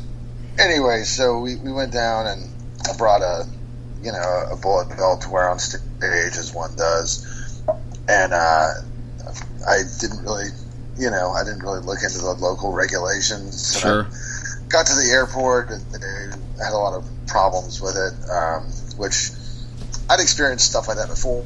So I didn't really think much of it. I was just like, well, whatever. If you have to confiscate it, I'll just buy another one. That sucks, but it's $60. I'll just buy another belt. Right. Anyway, it kept going on.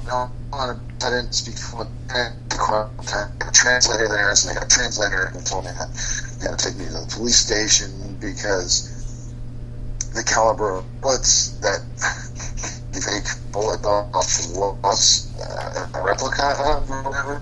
Right. It's illegal for anyone to have those caliber bullets in Mexico that's not in the army. And I was like, yeah, but they're fake. I'm trying to explain, in my Spanish.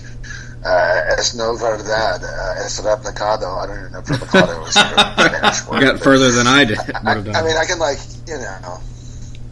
I could tell people hi, how are you? Where's the bathroom? That kind of. That's an essential I'm thing. really good at ordering food in Spanish. But, beyond that, I quickly realized the limitations of my capacity. So we went to the police station, and I was like, "This sucks." Yeah. And this is 3 or 4 hours into it, and they're like, "Well, here's the deal. You have to spend the money, and you'll get out at 9 a.m." And I was like, "Fuck, okay, all right." And at that point, my main worry was that I just didn't know who I was going to be in the hotel. You know what I mean? I wasn't terribly worried about my sentence or that I had done something horrible and was going to be stuck there for years or whatever. But I was just like, who are they going to? Who am I going to be in there with? That could be Right. dangerous. Luckily, it was just a couple of drunks, dudes that obviously would be I don't know. They seem like nice guys. So. Right. And the people from the festival, they were really cool. They had people coming down, back and forth and bringing me food and That's awesome. So I was as comfortable as possible, But I didn't end up actually getting out until about 5 p.m. the next day, which was after the band played. Man. Yeah, so that was kind of a drag. But I mean, luckily, the guys were able to play as a 3-piece and kind of do the best they could. And obviously, Exhumed has had a lot of lineups, throughout the years. But this is the first show Exhumed is done without me, so that was interesting. Yeah, they pulled it off, though, I guess. Yeah, they got through it. And I was, the weird thing is they didn't find me. They basically said that it was not going to affect my ability to re-enter the country at any time. And I was like, well, if you didn't find me and it's not really a crime, why did this take, basically, 22 hours of my life? Why did we do anything? Right, and you missed the whole reason you came, So. Right, I was like, you could have just thrown the bullet belt in the trash. And then we could have all gotten on with our day, and then it would have been over. You know what I mean? It just was. Or you can put it on and wear it yourself, whatever you want to do with it. Yeah, right. Just let me out of here, man. Right. And but it was quite stressful. The next day is when I started getting stressed because my phone was. All my belongings were confiscated. I just was in there in jeans and a t-shirt or whatever. So right. I didn't have a clock, but I mean, I knew it was light. And I was like, it's got to be past 9 now, shit. Right. And it just kept getting later and later and later. And, they brought me up and down a couple times, took my fingerprints, took my pictures, and sent me back into the holding cell. Jesus and, of course, Christ. I can't understand anybody particularly well, and nobody really cares to, But part of it, again, the delay was they had to get another interpreter to come, and he had to come quite a ways away. It's actually pretty scary, you know. What's that? In some ways, that's got to have been scary for you. Like, you didn't know what was really going on, you know. It was a little scary. Like, once it got past about noon, I started getting worried because, you know, my goals kept sort of shrinking. Yeah. At first, I was like, well, if I'm out at 9, I can go to the hotel, I can take like a 2 or 3 hour nap and shower, change my strings and do the show, and it's no problem. Then I was like, well, you know, maybe I can get to the hotel and change my strings and do the show. Then I was like, maybe I can get to the show in time for the show. And then even that looked like it might be difficult. I thought, well, what if I'm stuck here again? Like, now, you know, what if I'm here on Sunday? What if I miss my flight? Then what's my next? Yeah, that's kind of, that's horrifying. It is scary. It was tense. It didn't get that horrifying, but it definitely got tense. And I was like, do I call my mom? Like, do I call the American consulate? Like, you know. But like I said, there was every time that I was taken upstairs, somebody in the festival was there trying to help and trying to expedite things, and that makes things were total lifesavers. Yeah. They went and they went and brought me like Coca-Cola and tacos and stuff. And that was like really awesome. You know, it was cool too because I had more food than the other guys in the cell. I was able to be like, here, you want, like, we can split this, you know, Snickers bar or whatever. And so then they all thought I was, you know, not an asshole anyway. You're like, why is he getting all the food, you know? Not bad. Well, I'm glad you made it back in one piece. You got to still do your thing, so that's good. Yeah. You know, it sucks because I really love Mexico, but it's like the last time I went, that happened, and the time before that, I got really bad food poisoning. Which caused the entire band to miss their flight.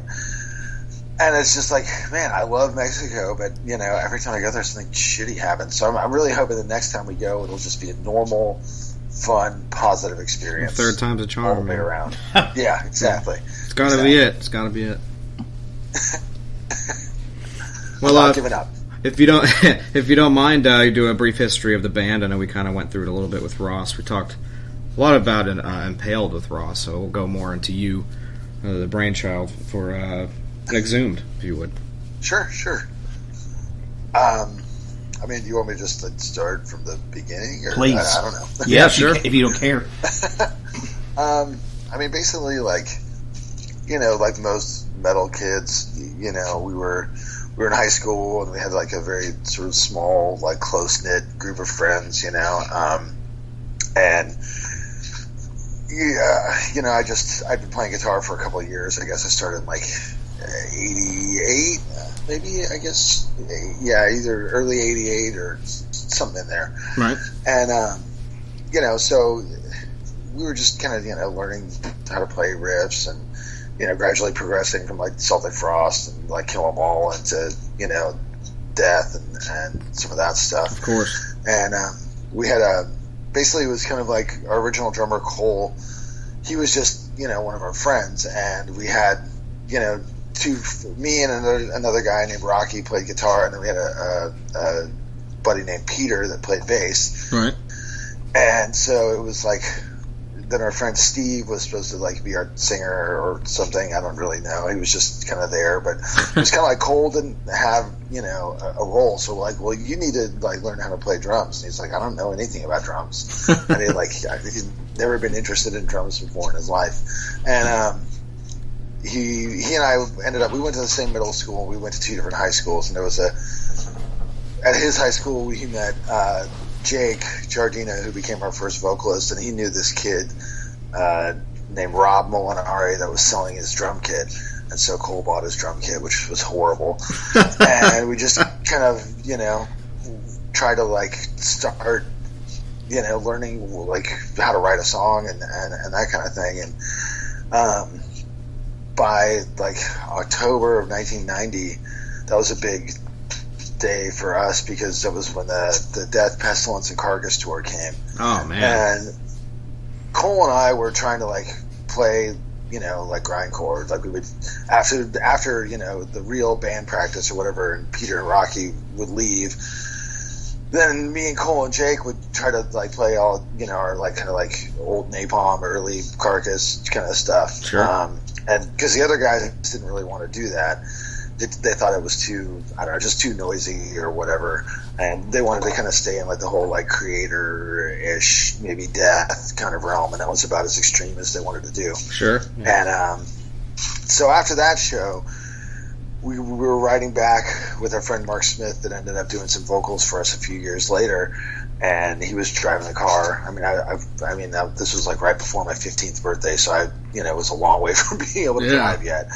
And then we kind of, that sort of clinched that we wanted to do something faster and heavier because, we thought that both Carcass and Pestilence were a lot more intense than Death, and we wanted to, be, as extreme as we could or whatever. Sure. And so Peter and Rocky left, and then we met a kid named Daryl that went to the high school down the street from us, and he played with a couple of guys that were pretty good players, but they were like really like they were into this like really serious like kind of Morbid Angel deicide like worship the devil kind of right. I mean, we're all like 15 to 18, so I mean, take everything with, as seriously as we thought all this was, it wasn't really that serious. But they were like, kind of like trying to be like dark or whatever, and we were not like that at all. I think by this time I was, I had a job in a comic book store and was like an avid comic book collector. Nice. We were already friends with Ross, and we were playing like tabletop role playing games and hanging out on Saturday nights. Awesome. Rolling dice and drinking soda and like being nerds, not thinking like, oh, we're into the devil, we're gonna get a knife, like, you know what I mean? Right. So Daryl had a really funny sense of humor. Like, he was really into like, the Muppets and shit like that. So we got along with him a lot better, and he ended up joining Exhumed and leaving that band. Even though those guys are probably a little bit musically ahead of us, Right. So that was kind of like the first core lineup of Exhumed, and then we found a guy through, I think we just put like a flyer up at Guitar Center, or I can't remember. Oh, wow. With the little pull tabs with your number, and we just had a list of like, this is what we're into, and we listed every single band that we could possibly think of because we wanted to get somebody that was. We kept meeting people that were like, people that were age appropriate were only into like Slayer or whatever, and they weren't really hip to the sort of more underground stuff that we were into. They didn't know about the Mortician demo or whatever. Fuck yeah.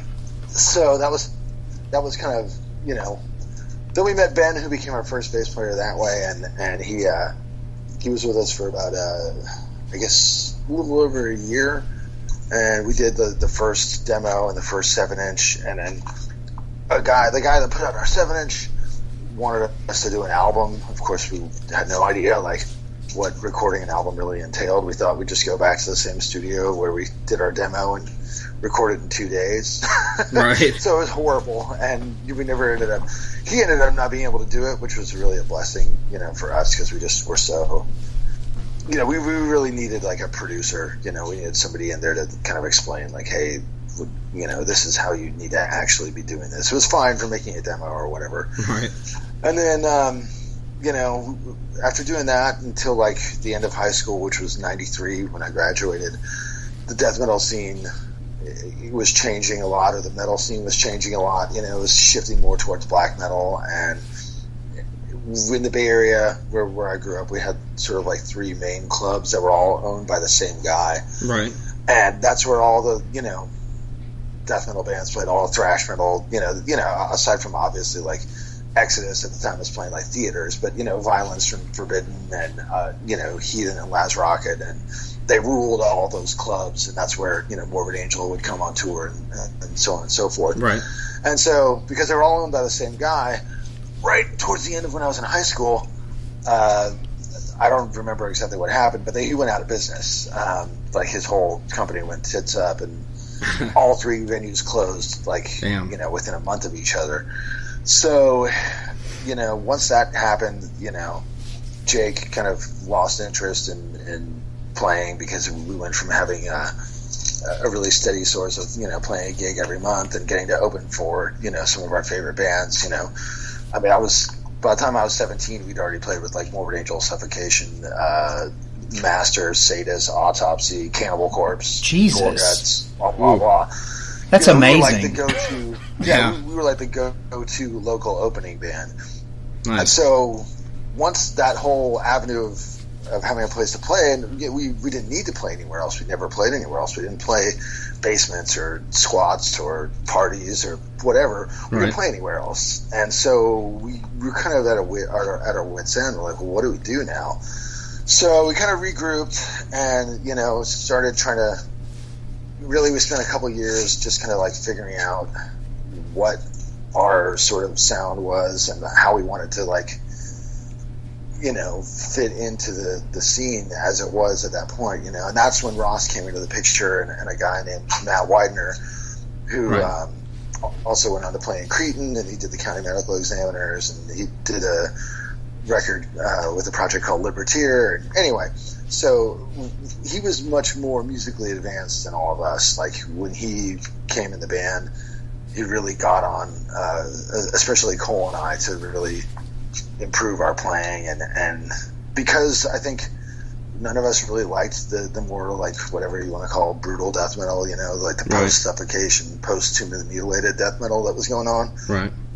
And we weren't, we liked black metal at the time. I mean, none of it I was really like stuck with me, but at the time I was into it, kind of thing. Right. But because of that, we started. We liked it, but we weren't as into it as we were into death metal. But so we just kind of felt like that we were these like ravenous music fans, and nobody was really making the kind of music that we wanted to hear. Right. And so we started kind of like getting back into the 80s stuff that we'd grown up with. Your Celtic Frost and your Venom and Bathory and Exodus and Exciter and all that kind of thing. And so it's good stuff. Oh, okay. Hold on just a second. Are you gonna take the dog? Okay, cool. All right, babe. So we kind of stumbled upon this stuff that nobody was really listening to, around 94, 95. Like, nobody was into like Destruction or whatever at that time. Yeah. And we kind of sort of gradually began to assimilate that kind of stuff into what we were already doing, which is a more like Terrorizer, Repulsion, Carcass, Entombed, influenced stuff. And that was kind of, I think, the beginning of us really striving to get our own identity. Before that, we were just basically like a high school band that, I like some of the riffs, and I still use some of those riffs to this day. Awesome. But hey, you got to start somewhere. Exhumed kind of, yeah, absolutely. But that's when I think Exhumed kind of became Exhumed. Like, okay, we're like influenced by all this earache stuff and all this traditional death metal, I guess, at this point, but also Show No Mercy and Infernal Overkill and Bonded by Blood and also DRI and the Accused and the Cro-Mags and all that kind of stuff. So then once we kind of had that direction, and then we kind of, Ross is he's a very resourceful guy.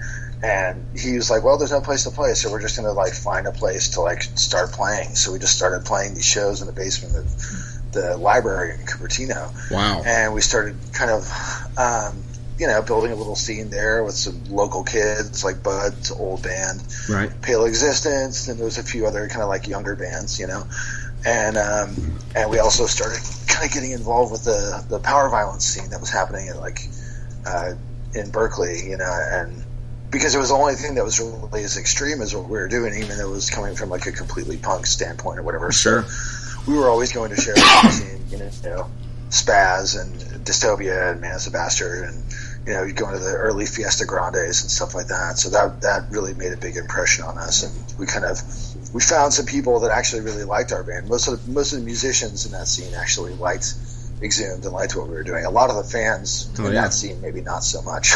Right. But they're very specific fans in that kind of scene, We used to get a lot of shit. We'd go to a gig in like December, and it's cold, so you have like a leather jacket. And, you would get a 10-minute lecture on animal rights or whatever when you're just standing there trying to like watch a grindcore band. You're like, dude, I just missed the whole set because I was hearing about chicken farming or whatever.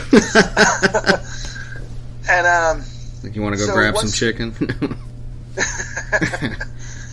And once we kind of kind of got into that groove, we felt that we had a pretty good dynamic because Ross was handling more of the sort of like booking and the mail and all that kind of shit. Because I mean, it's still, you know, the mid '90s, that was still quite important. Yeah. And you know, once we got in touch with the Hemdale guys, you know, via trading their demos, Craig Rowe, the drummer for Hemdale, wanted to do a split album with us. And at the time, I mean, you know, this is 20 years ago now, or 21 years ago, I guess. Right. He had a really growing, huge, like thriving distro, and he was in Ohio, and that's kind of where, you know, in the mid '90s rather, that's one of the places where death metal was still very much alive, was the greater Cleveland metro area. They had, you know, Sodomized and Balmer, who was just getting signed to Relapse at the time, and you know, there was actually like things happening. So he got in touch with us, and he had this big growing distro. He did the first Nile EP, which was a huge you know, underground release at that time.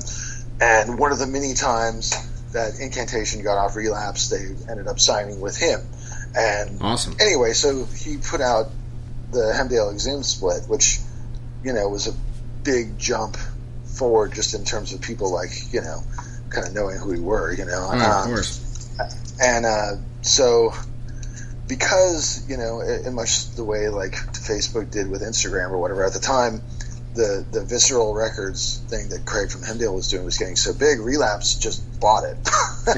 Because Craig was really getting into web development, and this is like 95, 96. Right. And so that was like a brand new thing. And, you know, I think he was kind of realizing that, you know, he would be better served, you know, in terms of making a secure life for himself going in that direction. Yeah, so why not? Took a huge buyout from Relapse. Relapse got Nile, Incantation, and us, and Hemdale as part of that deal. And luckily, you know, they had options, basically. And it was really ironic because Incantation had fought quite hard to get off Relapse and then get onto Visceral, and then Relapse bought Visceral, so they were right back to Relapse. So kind of crazy. It's pretty ironic. But, you know, basically Relapse, there was a couple things that Craig was going to do that they ended up not taking the option on. And we were very fortunate because there was a guy at Relapse named Tom Haley who was roommates with Matt Jacobson, the owner of the label. And Tom had gotten our Horrific Expulsion of Gore demo and had spun the Hemdale split stuff like every week on his radio show in North Carolina before he moved up to join Relapse. And the first Milwaukee Metal Fest I went to in '97 to see Venom, he was working at the Relapse table or whatever, and I had a Dark Angel pin, and he's like, "Hey, that's a cool pin." He's like, "Where'd you get this?" "Oh, I got it at this old rock shop in San Jose." It's like, "San Jose? Oh, dude, do you know Exhumed?" I was like, "Oh, I'm in that band." Like, wow, okay. Someone at Relapse like knows who my band is. This is cool. Hell yeah. And so that led to Exhumed, you know, finally getting a you know, proper record deal or whatever. Right. And we've been with Relapse ever since. You know, and one of the funniest questions that I get sometimes from kids at shows, like, you know, so how did you guys decide, you know, to sign with Relapse or whatever? I was like, decide? Are you kidding? Like, we were desperate to like get any kind of record deal, you know? Right. If Relapse, Earache, Nuclear Blast, Century Media, whoever, anybody, like, we would have, you know, jumped at the chance, you know, to make a real record on a real label. And Relapse was the only people that were even remotely interested. So we were, you know, very fortunate. Hell yeah. And then, you know, obviously after that we made some records and did some tours and had some more lineup changes. Right. And then we split up in like 2005, I guess, because for me, you know, long story short, I guess, you know, Cole and I had been playing together since '90, and when he left the band after our third record, after An Enemy Is Destiny, it just, to me, wasn't the same band, and I kind of just tried to keep doing different things, but I don't know, I wasn't into it. I tried to get myself into it and talk myself into thinking it was cool. I just didn't really feel it anymore, and you know, I was much more interested in playing, you know, like thrash metal and you know, kind of also just doing something else in my life that wasn't just, you know, getting in a van and riding around playing the same death metal songs again and again. Right. So, but after about 5 years to that, then I was like, yeah, pretty cool to get in the van and drive around playing the same death metal songs again. That brings us to... you missed it. Yeah. Oh, yeah, I mean, definitely, And I think, if Cole had stayed in the band, I think that we wouldn't have split up. I think we would have continued and done whatever. But ultimately, I think we're sort of much better off at this point because, as much as Cole's like my closest friend and he and I started the band and he understands where I'm coming from and all of that, sort of nifty, intangible stuff, it's much easier kind of working with drummers that are a bit better musicians at this point, and it just makes things a lot easier and more fun and a little bit more open in terms of kind of how we can, the stuff that we can do, the stuff that we can approach, because the level of musicianship has really improved, Right. So, anyway, so I think right now we're probably in the best shape that we ever have been, I mean, maybe not physically, but in terms of our ability to write and execute the material that we want to do, because before it was always like our ambition was at 7, but our playing ability was at about 4.5. So now we've sort of evened that out, and so I feel a lot more confident now than I ever did back then. What does it? Are you still in touch with Cole? Oh yeah, I don't. It's one of those things where I don't talk to him all that often. Every couple of months or whatever. But every time that we hang out, it's like we've never missed a beat. That's cool. I just went to we went to the Raiders Chiefs game. Oh shit! Last October. That game was crazy. That game sucked, but whatever. It was. We had a blast. I had a great time hanging out with him, and standing in the rain and all that stuff. But and he's always wanted to do his own thing. He's always been more interested in sort of like becoming a scientist, which is what he is now. And he's got a really awesome 2-year-old daughter. His wife's great, and that's awesome. They came to my wedding last year, which was great. He was my best man. Yeah, I wanted to say congratulations, man. Yeah, congratulations. Thanks. So yeah, we're definitely still in touch. It's just not as we don't live down the street. I mean, I think when Exhumed started, we all lived in like a 3 square mile radius of each other. Because we were kids, we didn't have we didn't even have cars. Like we had to be able to walk to each other's houses. Like if we couldn't walk or ride your bike, you were fucked. So, and I didn't like riding bikes back then. I thought that was for nerds. I don't know why. Exactly. I never did either. I walked. Like, fuck riding bikes. I took the train tracks everywhere I went. I rode a skateboard. I don't know. Yeah. So yeah, that's 20 years or whatever in a nutshell. Yeah. But I will say, All Guts No Glory, it's one of my favorite records you guys ever did. I really, the Return to Form record, it's not even a return to form, it's like almost a reinvention, or like, it was a great point for an Exhumed album to come out. It's like a rebirth. Yeah, it was kind of revitalized the scene itself, I think, when that record came out. As Hammer to Anvil still to this day, I mean, it's one of my favorite songs, I think, in death metal songs, period. The song's fucking nasty. It's a good riff, and I don't know, I feel like in 2011 a lot of stuff was oversaturated with deathcore stuff, and that stuff started getting really big, and it was nice to have a really balls out death metal release come out, and just, I really enjoyed it, so. Oh, cool, man. Yeah, that's awesome to hear. I think, in a lot of respects, I'm really glad that we took that time off, because I think if we would have made another record, 2005 or whatever, right? It would not have been as intense. It wouldn't have been as good. It would have been kind of, I was getting a lot more into playing with melody and really kind of like figuring out how to use those tools. And I think it would have been probably a bit too melodic and a bit too slow and stuff. I mean, even though Necrocracy is a lot more mid-paced and has more melody, but it's great too. Yeah, it is. Oh, well, thanks. It's crushing. It's definitely darker than the stuff I was writing, back right after the band split up. And I think, to me, it was like, if we're going to come back and make a record, I wanted to make sure that we were making something that was better than what we've done before, and showed people that, hey, like, we're an actual band. This isn't just like a nostalgia thing, Right. It so many definitely of my doesn't sound favorite like bands are kind of coasting, at this point. They put out new records just so they can sort of go on tour and trot out the hits. And it's like totally agree with you on Right, that. right. We talk about that all the time. You're totally right. See, it's true. They really do. Well, it's and I get it. I mean, it's safe, and the weird thing is that none of the records are terrible. No. And some of my favorite bands have made really terrible records, and so Right. it's kind of one of those things where you're so glad that what you're getting isn't a Cold Lake or a whatever, a Swan Song or a Yeah. what was a fucking Endorama by Creator, that you're like, hey, Oh this yeah, is that was. Oh. Yeah. This just vaguely resembles the band that I was into when I was a Sure. kid, so it's cool. So, but I mean, as much as some of those records are divisive, I kind of give them more respect than a lot of the records coming out today, because at least they were taking a chance. They were really trying to do something different, Right. Whereas, a lot of records, like a lot of records you hear, you're like, yeah, this is totally acceptable material from this band. Like, it's just intense enough to like not be let down, Stay afloat, but it's I guess. so overproduced that it doesn't have any, the same kind of energy that they had before. So Right. I don't know how big of I don't know. a Sodom fan you are, but I thought the new Sodom album was fucking awesome.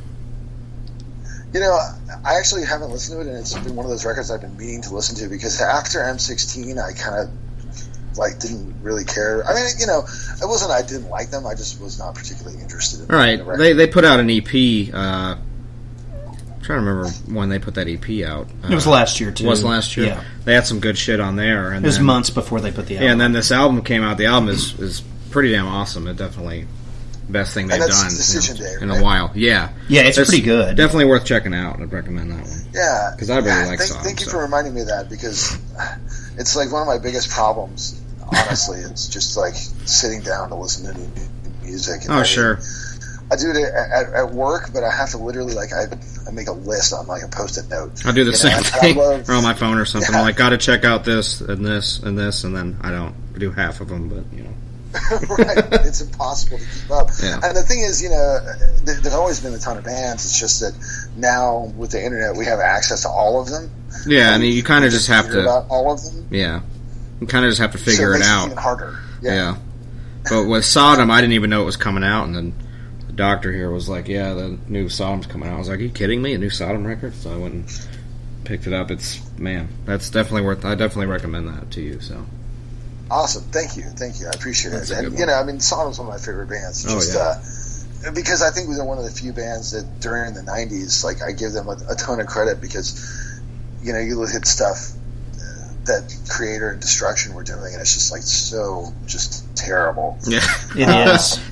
And Sodom lost is me. still putting out really respectable records. Yeah. Maybe they weren't Persecution Mania, but they were raw, and they were really aggressive and heavy, and I think that, I don't know, I mean, I guess maybe it's because of my own whatever ego or whatever, but I think that for all of us in the mid and late 90s that were still playing old school music and keeping that sort of spirit going, I think that anybody that was doing it then kind of deserves a little credit, because the climate was so unfavorable for it, Right. Everywhere that we went to play, people didn't, like us, or were indifferent at best. And, I just remember we would go to record shopping constantly, because nobody wanted anything to do with metal. And so, I look on Discogs in my record collection, and everything's worth like $35 to $70. And I'm like, dude, I paid $5. Every Venom record I got, I paid $5 for every LP, Right. Just because at the time it was just so completely, at least in California where I lived. Anyway, No, it the was climate was so unfavorable. I think we were around the same age. All the grunge stuff in the 90s, and I'm the same way. I look at stuff that I've got, like a lot of it, especially like death metal stuff. A lot of those records, if you've got them, especially even CDs, they're worth a lot of money. Wow, I should have saved my CDs. I got rid of them. I mean, seriously, there's some those of them. first It's few like Cancer records are worth a good bit. You can't buy those. But like the first Monstrosity record, that yeah. thing goes for like $100, and it's bootlegged. And yeah, if you're like a patch collector like I am, that shit. You know, oh yeah, those are. You used to just get those at shows for $5-10. Now you're going to pay like $30 to $50 on a patch. That's like a an authentic Blue Grape or a EMP or whatever. Right. Which I think is cool. They're kind of brought to me. That hasn't been a thing forever, right? I mean, no. That's why they're so expensive, because you can't find that shit. They used to send the little catalogs out where you can buy the T-shirts and the patches and all that stuff. I've still got those tour shirts. I can't fit them, but God, they're worth a ton of money. It's like old Suffocation shirts. I have boxes of shirts now that are too big for me. For some reason, when I was like 15, I bought all extra large shirts, and I'm like, I'm 41 and I'm wearing a medium, so it's like, why? Like, how much is it going to grow? You know what I mean? Like, I thought I was going to go through some huge growth spurt and then just turn into a linebacker at some point. It was like, no, kid, not happening. Right. So I just have, I've been meaning to start eBaying them just because. You make some money. You go to tshirtslayer.com and people you can get in touch with people from like Europe and all kinds of shit from there. So that's a good place to look and try to sell stuff. Yeah, because they're awesome shirts. If they fit me, I would wear them all the time. Man, it's like, what good is my Dawn of Possession tour shirt doing sitting in a box at my dad's house? Like, it's not doing anybody any good. Right. That's crazy. Especially Immolation. There, Ross is like, wear my shirt. I'm not supporting the scene, and I'm blowing it. The box is supporting the scene, and your dad, I guess. The box is true as fuck, man. It's interesting to me because I don't know, and I don't know how you feel about this. I wanted to ask you this. The death metal thing, I mean, I don't know. I've just gotten so picky about what, not really snooty, but just kind of like picky about what I'll check out anything, but it's like there's so much there's a lot of bad. I think it's like thrash metal was like 5 years ago, as much as whatever people want to hate on Waste, like, I think Municipal Waste is awesome, and I have like nothing but respect for those guys. Corey's a big fan I love of those Municipal guys. Waste, and Iron Reagan's good too. Yeah. I mean, but there's some of the guys that were doing that were playing, thrash metal in 1999 and 2000 and stuff. Right. And and then within 4 or 5 years, it was just an explosion. And we did that first Decapitated record in '99, and I'll tell you, it's not that hard to write like pretty decent thrash songs. Right. We probably wrote that whole album, just in our spare time when we were working on Exhumed stuff. An hour here, an hour there. Somebody's late for practice, like, oh, here's a guitar and E, like, boom, there's a song. And it showed, because 5 years later when thrash got trendy, it was just like an onslaught of incredibly mediocre bands. None of them were terrible, but it just was like, let me guess, it's got like the Slayer kick snare beat. There's some kind of high screaming, like you guys are talking about posers. It's like every song is Angel of Death, Right. And I always think that somewhere there's a chart, that has like a list of adjectives and a list of nouns, and then all these bands kind of just they threw a dart on one side, and then they threw a dart at the other side, and they're like, okay, we are infernal agony. Okay, we are total destruction. Like, whatever, Verb the noun is, there's right. And I think it's weird now too. Now it's kind of the same thing. You put anything through an HM2 pedal, and it sounds kind of cool. You're like, hey, cool. Now we got a band. Well, now they got a band. They need to be scientific with it, but it's like, now we're vervonolectomy and we're diphonolectamine, and I don't know. And we gotta dress like Urban Outfitters and Adidas stuff, like we're Korn, but we're gonna play slamming brutal stuff. I don't know. So I don't know. There's some good out of it. A band that the doctor turned me on to was Deranged. That's a pretty awesome. More of like on the lines of like brutal death metal, but they're not as like, they're old though. Slammy. They've been around since the 90s. Yeah. Oh yeah, they've been around since the early 90s. I have that first Upon a Medical Slab. Yeah, they're still. We got that because Mike Hammett did a guest solo on it like after Necroticism. So that's like 93, 94. Like that's Deranged been around forever. Yeah. Those guys are awesome. They are awesome. Like Sweden Cannibal Corpse, you know. Right. It's. Go ahead. I'm sorry. Oh no, I just was saying, you know, I don't want to like, you know, be too terribly reductionist or whatever. But I mean, you know, that's just sort of a shorthand for their style, you know. Right. They're a Swedish death metal band that doesn't play what you normally think of as Swedish death metal. Yeah, I think that's why I liked him. I was more attracted, I guess, because growing up, like I said, us being around the same age, I was all about the, you know, Morbid Angel and Deicide and Cannibal Corpse and big Malevolent Creation fan. I love Death and Gotcha. You know, and it was just, I guess when I try to look for stuff like that, and that's what I thought was so unique about that new Deranged record. I don't know if you've got to check it out or not, but it's like a throwback to that stuff. And you know, you would expect it to sound like Entombed, and it sounds like the Florida stuff. Yeah. You know, it's weird because when we were kids, you know, being from the San Francisco Bay Area, there's not really hardly, even though we have a great tradition of pretty exceptional death metal bands, we never had like a death metal scene. You know, there was Possessed, obviously, and then Insanity, and then Chuck was out here for a minute, you know, and Autopsy and Sadist. But aside from that, there wasn't really, you know, when I was a kid, the whole thrash thing was still, you know, winding down, but still very much happening, you know. Right. And you know, because of Metallica being so successful, obviously, it seemed like it was just never going to stop. Right. And so to me, Florida might as well have been as far away as, you know, the moon or Sweden or whatever. Right.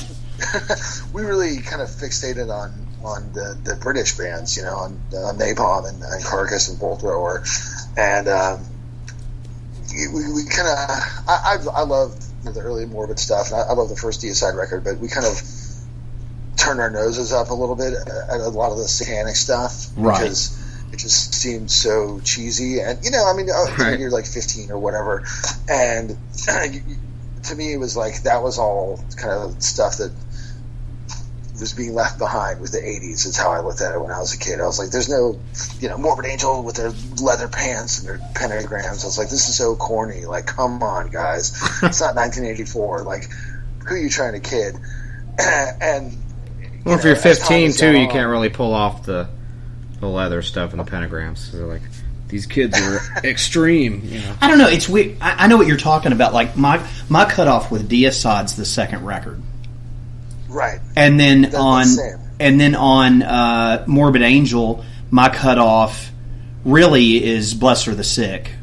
Oh wow, okay. And then so I mean Covenant. Here's the problem that I had with Covenant when I went and saw that tour.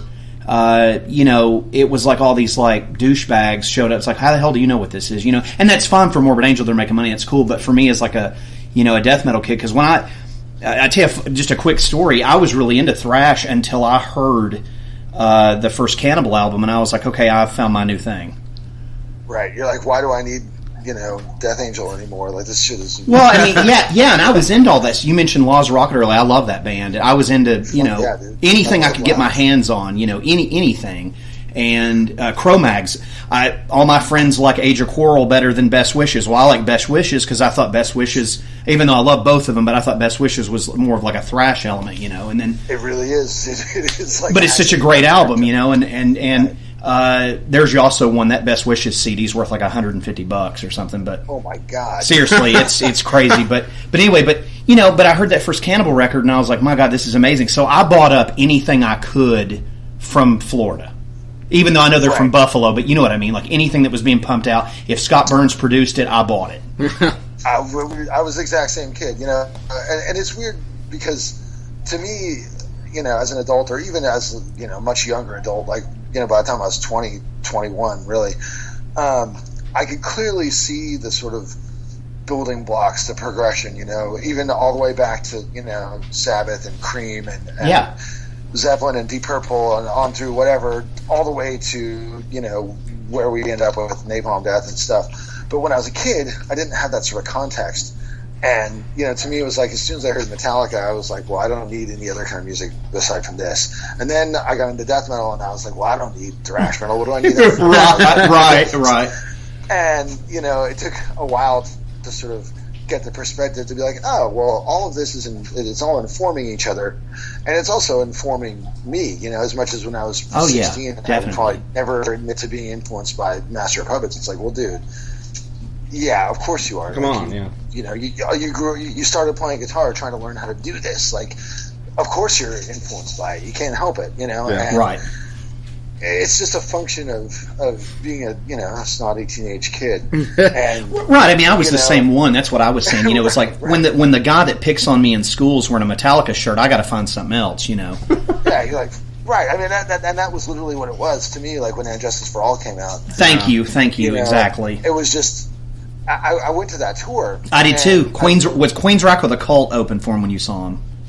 I saw him with Faith No More. Oh, wow. It was just like summer '89, and maybe that was just a West Coast thing. It must have been, because it was the Cult and Queen's Rock I saw when I saw him. Like, right. Yeah. And I just remember looking around at the crowd there, and I was like, man, you guys suck. Like, you guys are all posers. Like, what are you doing in a Metallica show? Don't you know what this is? Like, why are you here with a Def Leppard shirt? Right. You just had that sense, like, this doesn't belong to me anymore. Like, shit. Exactly. So That's exactly else, right. You know? And, you know, it was weird because, I mean, by the time the Black Album came out, people always talk about how they felt so betrayed. I didn't even notice. So I was like, who cares what Metallica are doing? Like, have you heard Obituary? Like, exactly. Exactly. Fuck yeah. And, you know, it took, until like 97 when I heard Through the Never on the radio. Ugh. And I've loved the Black Album. I love Load. I love Reload. Like, whatever. I don't even care. But the girl I was dating at the time, she's like, you never heard this before? I was like, no, what is it? So she's like, it's on the Black Album. I was like, oh. I'd only heard the singles, just like at a bar. Right. Right. She's like, I'll give you the tape if you want. Like, I was like, oh, cool, all right. And I kind of rediscovered Metallica, and then they did that Garage Inc. with the Merciful Fate cover. And I do like that stuff, yeah.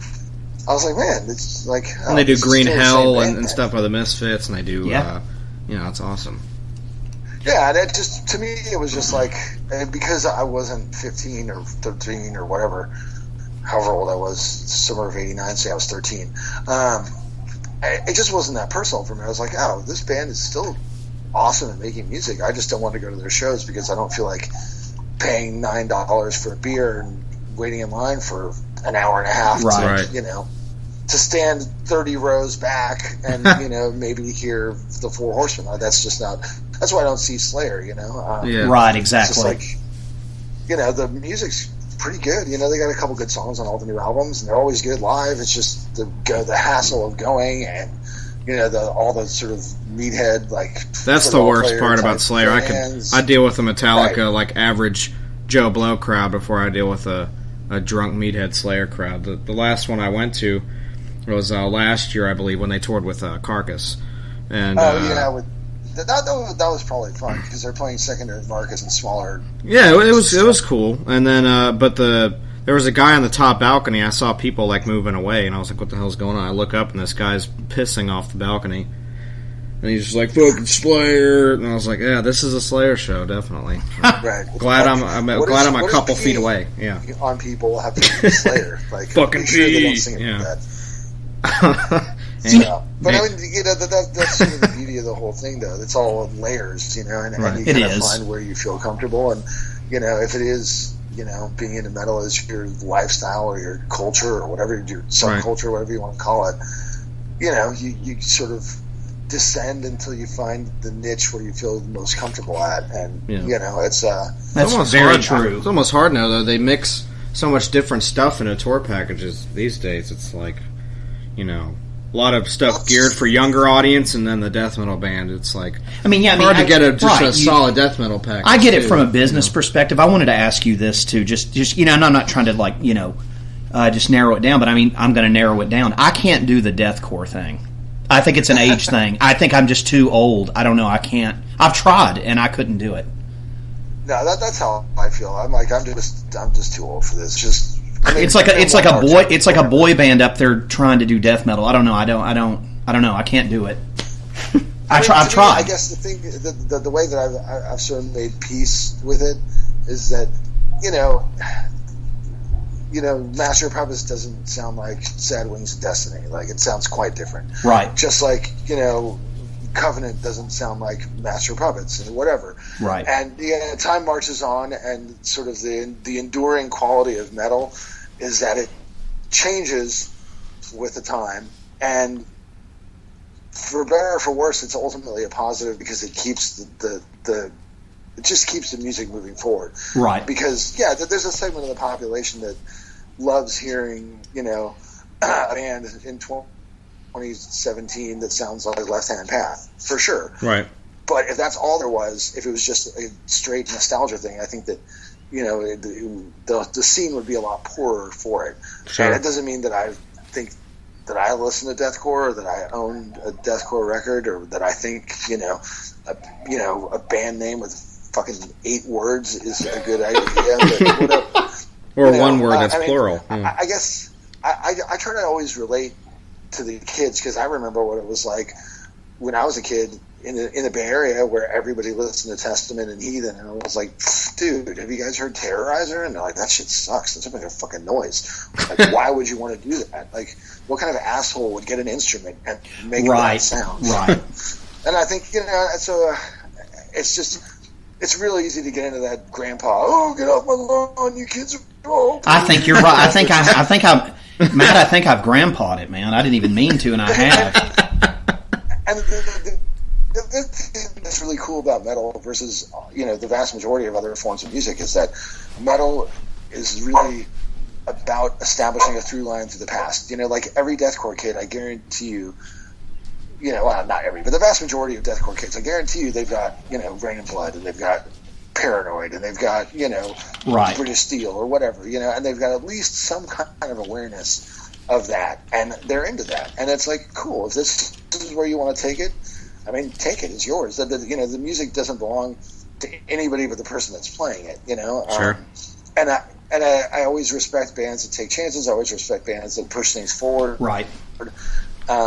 Doesn't mean I listen to them or that I even like it, but I'm like, dude, it's 2017. Be a 2017 guy. But I'm not going to do that because I'm 41, and there's nothing more pathetic than seeing, somebody's dad try to act like they're cool enough to hang out with the kids. You know what I mean? Like, a 41-year-old shouldn't be acting like a 16-year-old, just like a 16-year-old maybe shouldn't be acting like a 41-year-old. Like, it's just, So you just have to accept it, and it does kind of suck when you go to a tour package and you're like, hey, I like these bands, and then these other bands are like, what? I mean, when we did Summer Slaughter, and it was like, oh yeah, Cannibal Corpse, and then like all newer bands, and then like there's like Goat Horror, yeah. Us, yeah, and it was like clearly 2 crowds and 2 tours, what I mean? And I was like, God, these kids that are into death metal. Like, it sucks. They're going to show up at 4 o'clock to see the other 2 bands they want to see, and then they're stuck here for like 5 hours with all this other shit. Like, I mean, it's benefiting the promoter. That's good. And that's like, I don't know if Between the Buried and Me fans are really going to like suddenly get into Cannibal Corpse if they haven't gotten into Cannibal Corpse yet. Right. Like, I just don't know. But so especially if they're high, they'll probably get freaked out a little bit. Well, we went and interviewed Terrence from Suffocation and hung out with Dallas a little bit because we interviewed him earlier this year at Summer Slaughter, and we went, and you would talk about the same thing. Well, I ran into the wall there. It's like, okay, well, there's my band. You got Nile and you got Suffocation and Cannibal, and the rest of it's deathcore stuff. And I was like, okay, well, and it was just, I don't know. I get it. I get it from a business standpoint, but like a perfect example here, we went to see Napalm Death and interview Shane, which was amazing. But there was nobody there watching him because everybody left when Black Dahlia Murder got done playing. Right. I thought that I was kind of surprised that they headlined that tour, to be honest. Yeah, just from having toured with both bands. Napalm was killer, man. Napalm was great. Yeah. And Black Dahlia in their own right, they're very good musicians. They're very good performers too. Yeah. And they're cool dudes. With Black Dahlia, it's interesting because Trevor is such a diehard death metal guy. Like, you will not meet a more death metal dude. That guy knows more about the music from when I was in high school than I do. Like, and he's like 10 years younger than me or whatever.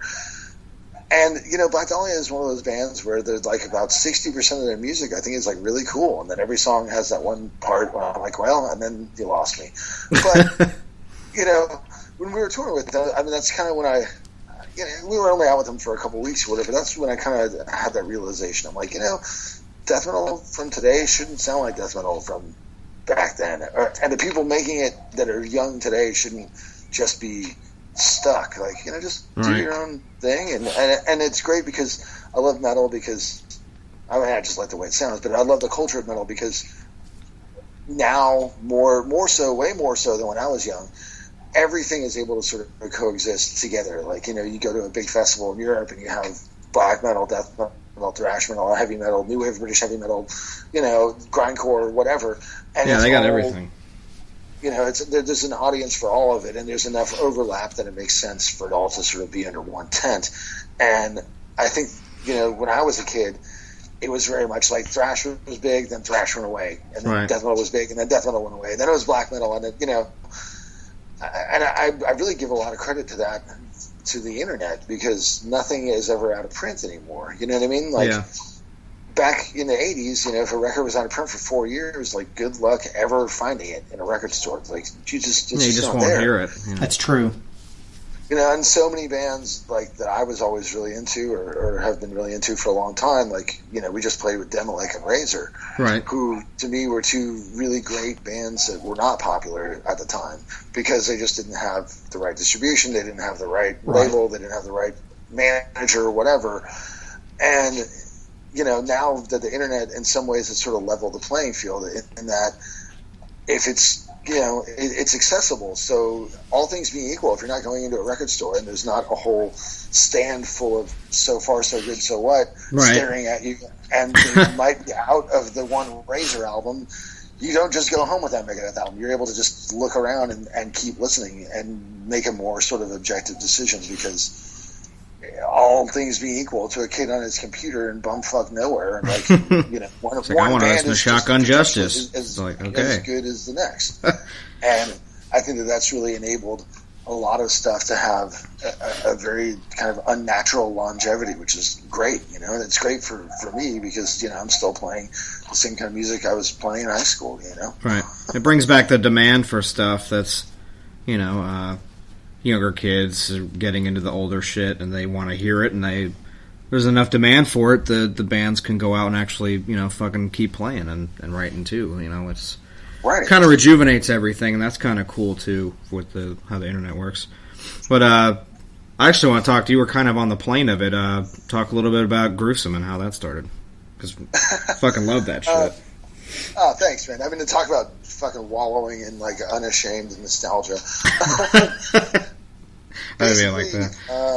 I did the very first Death to All run, like the first 9 shows or whatever. How did that? Do you want to talk about how that came about? I was always curious how you got involved with that. Like many things, or many positive things that have happened to me throughout my time playing music, it was one of those sort of like, well, we can't really get what we wanted or what we planned on, but we can get you, and you're willing to do it, so we can do it. I was like, wow. Well, sure. You put it that way. Skira was originally supposed to do it, and he couldn't get his visa approved. And I had talked to Death's manager, Eric, pretty extensively, because he promoted a show of ours in Calgary. And then I heard about the tour idea, and I saw him in LA, because he manages Obituary, and he's Relapse's lawyer, and blah, blah, blah. And I was like, oh, hey, like, if you guys need a singer, I guess, like, my range isn't so terribly different from Chuck's, and I know all the lyrics to, like, Regurgitated Guts and stuff. Like, that's cool. Right. But he wasn't really involved directly in putting together the first Death to All. It was the guys from Sick Drummer. And anyway, they wanted, they were more into the musician side of it, and they wanted Stefan from Obscura to do the second half of the set, singing and playing the later stuff. Right. And so he couldn't do it, and it was, 9 days out from the tour, and they called me, and I was like, yeah, I'm available, and I'd like to do it, sure. And it was kind of like, well, if his visa gets approved, we'll just give you a couple $100 for coming and rehearsing with the guys and bothering to learn the songs. Or you may do the first part of the tour if his visa gets approved later and he flies in or whatever. And just, ended up that I did the whole thing. And, for me it was fun, but I was hearing some of the songs I was playing for the first time. I'd never really listened to Individual Thought Patterns or Symbolic. Right. Or Center Perseverance. I'd honestly never heard those records. Symbolic's great. So to me, I was like, what's Crystal Mountain? Like, what's Zero Tolerance? I don't know. Okay, I guess I learned these songs. Right. I really wanted to be, I would have much rather been doing what Charles from Abysmal Dawn was doing on tour, which was just playing the stuff in the first 4 albums. 'Cause Sure. that was, the stuff I was familiar with. And, I grew up learning to play guitar, playing along with Scream Bloody Gore stuff. And we used to, play that like in my mom's living room and shit. So anyway, I got involved with that. And like I said, in my heart, I was like excited, but I was like, oh, this isn't quite as cool as it could have been. Right. And then Exhumed got busy again. And then Eric took over Death to All. And, they contacted me, and I was like, well, we're going to be out with Suffocation, so I can't do it, but thank you for getting a hold of me and, keep me in mind. And I ended up doing one more show which is quite weird because Death to All was touring in America with Sean Ryder on drums, and then we went and played a show as Death to All in Europe with Gene Hoglan on drums. Right. It was getting a little franchisey. And anyway, so while we were on that Suffocation tour, we ended up Suffocation had 2 dates in Canada. We have problems getting into Canada because we all have drunk driving convictions. And so instead, we ended up supporting Death to All for 2 days, and that's where I met Gus. And we were just backstage talking about how, we wish that they would play, some of the deeper cuts like, Forgotten Past and, Mutilation and so on and so forth, and how fun it would be to get Rick Ross and Terry Butler involved in something. Fuck yeah. And so Gus pitched that to Eric. He's like, well, what do you think about like a club, like a smaller club tour? And, this guy from Exhumed will do it, and I'll play drums, and we could get James Murphy, or we could get Rick, or whatever, and we could just do, the earlier stuff. And Eric didn't really bite because, it was going quite well as it was. And so I just sort of told Gus, I was like, well, we'll just, I'll just write a Death album for us, and we'll just do something, whatever. And I was visiting my wife, then my girlfriend in England, and I just had some downtime, and she had an old crappy guitar sitting out. And so while she was at work, I just started kind of like coming up with some sort of like Chuck type riffs or whatever, and then, I sent him over to Gus, and luckily Gus is a recording engineer, and he was out of Malevolent, and he wasn't really doing anything, and he liked the songs and recorded live drums, and I was like, man, it sounds kind of cool. And then we put together a demo. He recruited the rest of the band. Dan and Robin were friends of mine already, but he kind of put the lineup together. They recorded everything in Florida. I did a studio here in California and just did the vocals, and we had a demo, and Relapse was into it, and really surprised the shit out of me how well received it's been. I mean, I thought it was just like a novelty record, right? And then now we have an EP coming out in, I believe, April. Nice. And then we will be recording a new album relatively soon, sometime probably before the summer, I think. Awesome.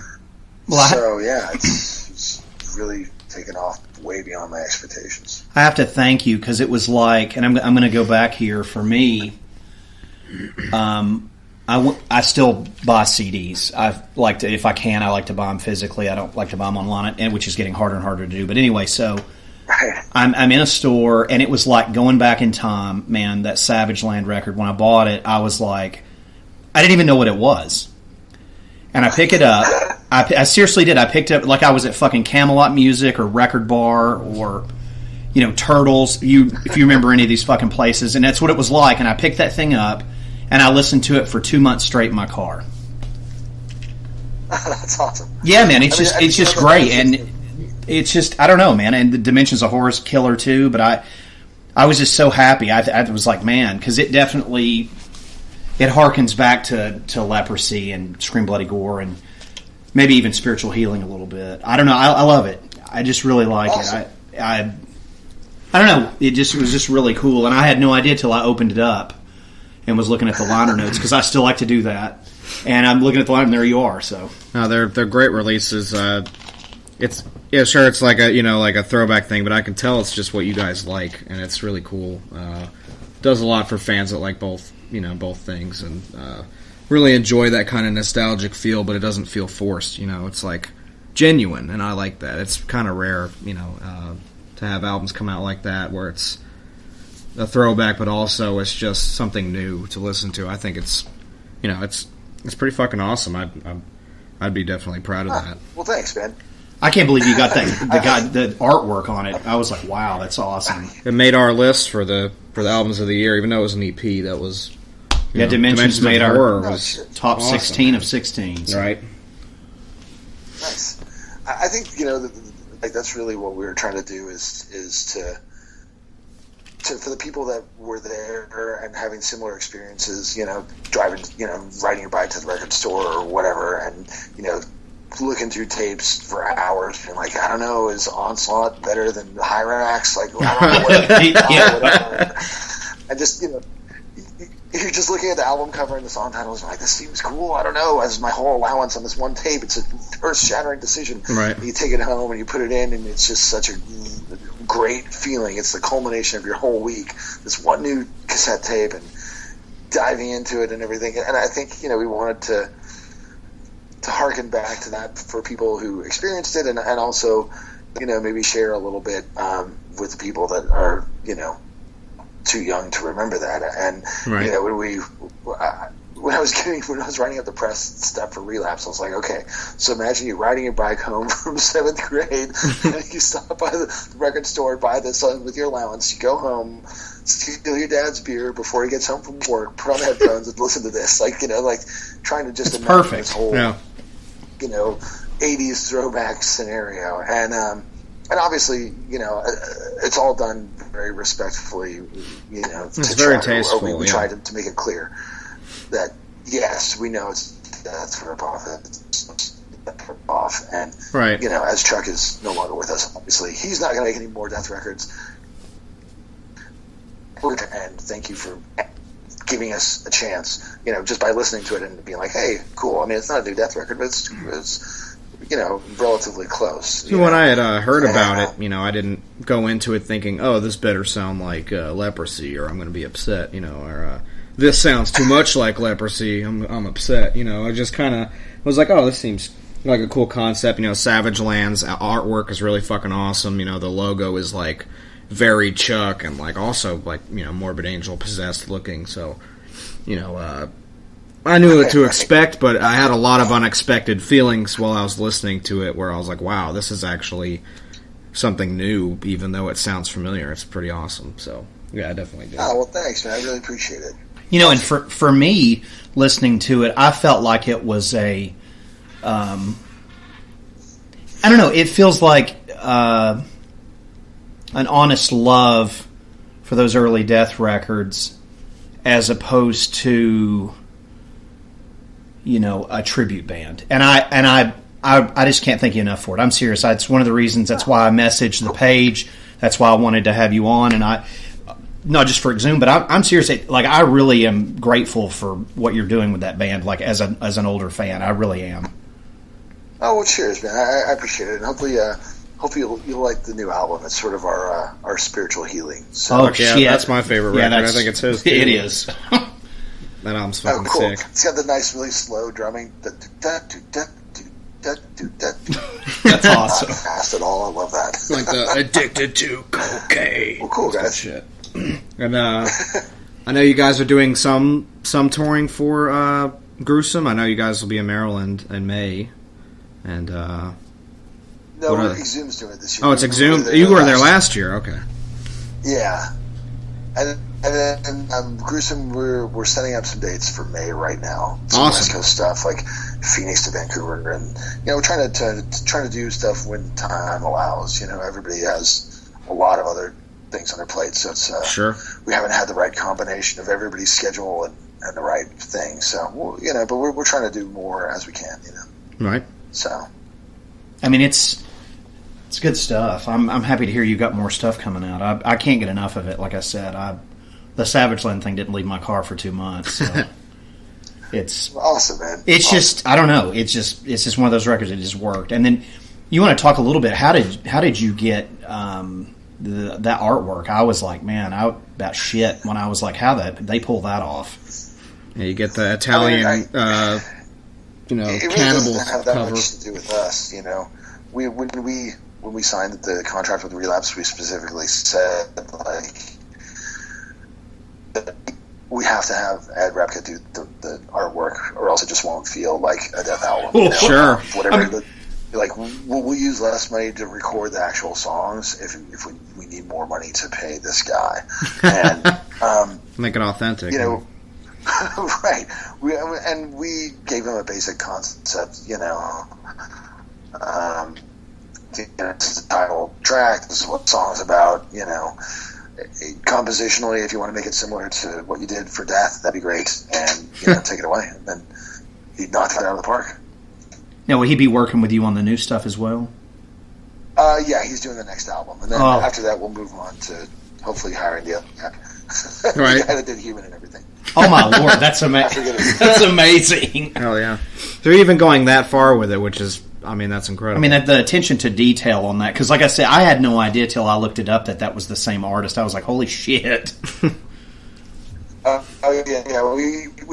even like the fonts and all that kind of stuff. I would like to talk about horror movies a little bit with you before we go farther. Okay. Half of our thing, so we'll get into that. I know Ross said he was more, he's more the Dawn of the Dead guy. He said you were more of the Italian horror guy of the group. Yeah, I was always a Fulci guy, That's me. He's my favorite director. Nice, yeah. And specifically, I think when we saw Gates to Hell or whatever, City of the Living Dead or whatever, I immediately kind of latched on to the fact that it was already involved Obsessed by Cruelty. It had the same message on the tombstone, right? And then the lyrics for Regurgitated Guts are obviously sort of a plot synopsis of the movie, and I was like, it was kind of just a sort of cheesy term, but it was like a synergy kind of moment. I was like, oh look, it's like the aesthetic, the visual that connects with the music, and it just was like the perfect sort of storm for me, and just the fact that it's like super gory and just gross. It's just like really repulsive. I think there's something about Fulci's, part of it is that I'm sure the equipment that it was all recorded on, but his sensibility, there's just something so grimy about it. Even when he's just visceral and sleazy, but it's yeah. Even just a normal scene of people like having dinner or whatever, there's something kind of like slimy about it. Yeah, I agree with that. He does it. And he always has, the cool eyeball.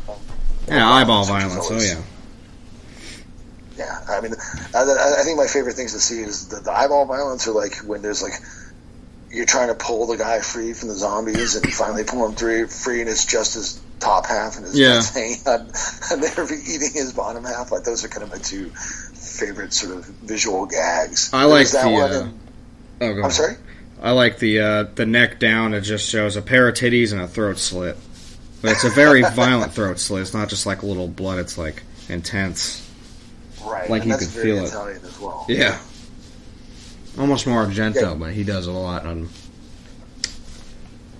He's sort of the more artistic guy, I always really admired the cinematography in Suspiria, because it's sort of, it's cliche to make the comparison, but it does have. No, Suspiria is awesome. Yeah. Elaborate camera work, and the death scenes are there's a sort of elaborate and they're vibrant elegance to them. Yeah. And I always loved the whole, like, the shattered mirror thing that Argento does. I always thought that was, like, a really cool, just a neat visual device that kind of plays into, what you're watching is sort of a reflection of reality, but it's distorted, and, I thought that, it was a nice sort of, it just was a convenient device that works visually and kind of conceptually, Right. But when I was a little kid, I think, Reanimator was, like, probably my all-time favorite. Like, when I was... Remember, you guys come out to that theme song a lot on Exhumed does. Now, I always pumps me up, because I'm like, fuck yeah, they're coming out to Reanimator. These guys are cool, And it's just so 80s, like, with the neon colors and the cheesy intro. Oh, it's great. Oh, it's great. Well, actually, Something funny to tell you, Corey had tried to get... We were going to try to get Jeff Combs on here. And you're not going to believe this. Like, I was like, are you fucking kidding? Because my name that I use on here, Vincent West, Vincent's from Vincent Price, because I'm a huge Vincent Price fan, and West is from Herbert West, so that's what I stole it from. But Corey, the guy, like, his agent wanted like $5,000 to do a 30-minute interview. Yeah, it was pretty outrageous. And I'm like, are you kidding me? I was like, I don't get paid to do this. I just do this for free. I'm not, you know. You could have just told me no. But it's like I know, but I'm not $5,000 for 30 minutes. I just have a laptop and a microphone. I'm not a convention for 3 days. You know, we're not booking you in the hotel. Yeah, I don't know with that. I don't know. But yeah, you guys had an extra $5,000 sitting around that you had nothing to do with. You could use it. I would have I would have totally used it if I had the money, but definitely don't. Not for 30 minutes, but that's pretty. He's like, well, what do you think he's worth? Then I was like, I respect him enough to like just if that's what he wants, I'm not gonna. That's fine. Not even get it, I'll just I was like, I respect him enough, or if that's what he wants, that's cool. I just can't do that, so we'll just leave it at that. You know, I'm not going to disrespect the guy over it, or it might not even be his fault. So I don't know. But that was just kind of funny. I was like, wow, that's it was. I'll tell you something else. Might as well film a video of him. Are you a fan of From Beyond? Oh yeah. Well, you know that scene where the guy is chained, like getting whipped with the chain. Like I love that part. And it's also the coolest Fabio Frizzi little dude. Right. Dum dum dum dum. That was kind of where we stole the intro for that song, Gangrene, on Savage Land. Oh wow! Okay. Awesome. Yeah. Well, we went. Another interesting story. We were interviewing Ken Foray, which was amazing. And when Corey and I were trying to talk to him, I was trying to talk. I think it was me. Or was you? I don't remember. You brought up From Beyond. I was trying to talk to him about From Beyond, and he did not want to have anything to talk about that. Interesting. It was and I don't know I wish I knew the backstory on it. And I respect him. Obviously, we dropped it immediately. He was fucking amazing to talk to. But there's something bad that happened at that point in his life. He was saying, like, and during the movie. Oh yeah, he had something really bad happen to him, and then there was something that went on. I don't know if I'm assuming it was with Stuart Gordon. So I don't know. But it's one of those untold things. If you ever listen, it's a weird interview because he like totally went ghost on me. Like it like freaked him out. Like, and I didn't mean to because I'm a huge fan of that fucking film. But I don't know. It was weird. Well, he was like, usually I never get them, but then once in a while I'll get the From Beyond fans that'll be like, hey, so what about From Beyond? Yeah, because I love From Beyond. I love it too. It's really it's fucking gross. It's sick, awesome. Fucking Yeah, that's one of the best, and it's also that song "Land of No Return" by Death. It was about that. Really? Hell yeah! I did not know that.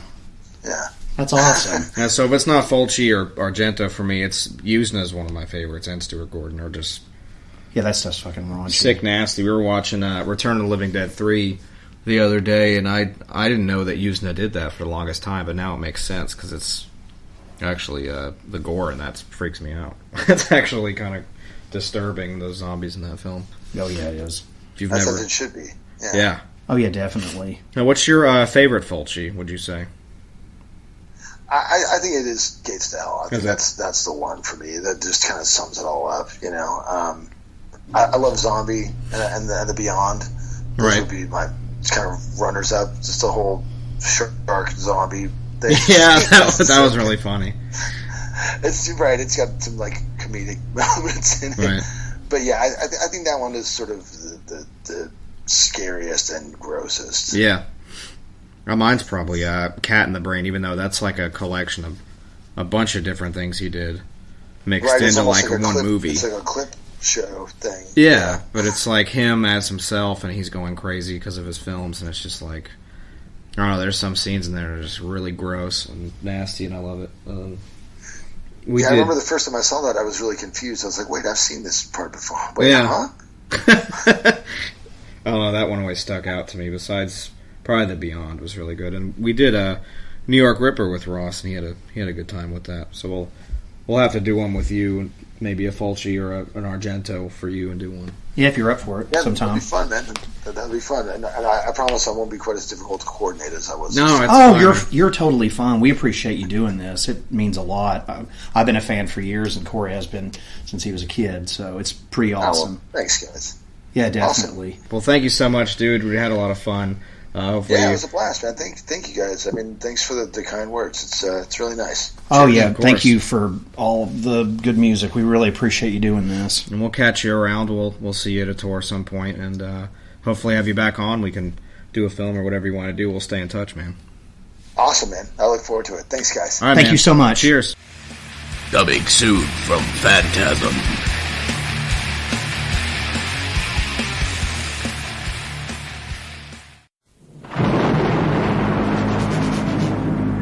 Herbert West is not just your ordinary doctor.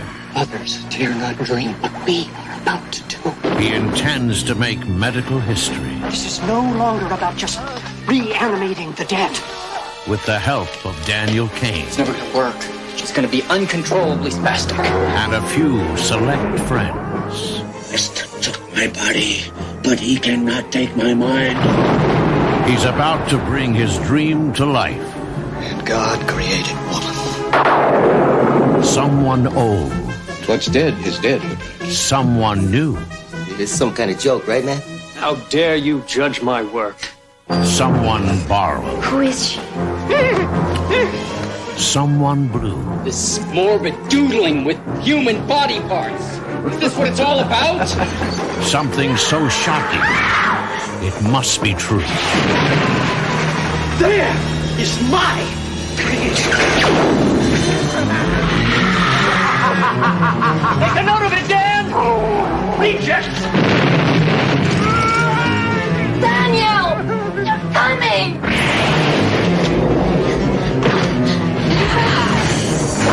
You made me! I made you! Forget it, Dan. She's just an assembly of dead tissue. H.P. Lovecraft's Reanimator 2. Are we having fun yet?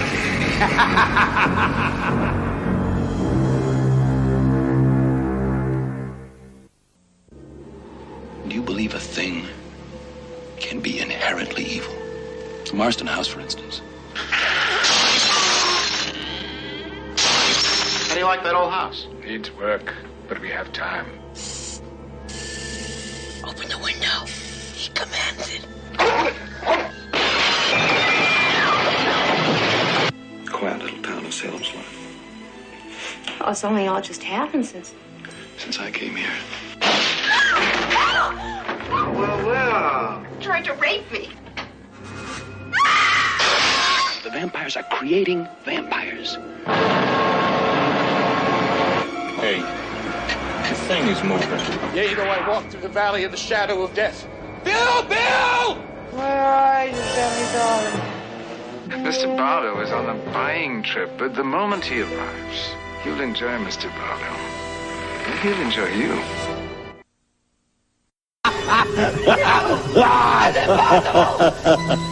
Welcome to Creepshow 2. Stephen King. And what is it? And George Romero. I've never seen nothing like that before.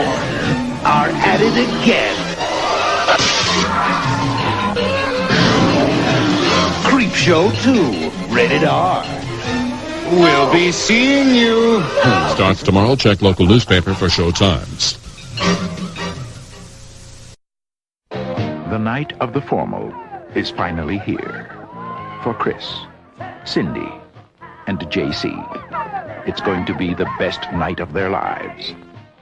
But tonight is also the night of the creeps. From a world unknown comes a nightmare unimagined.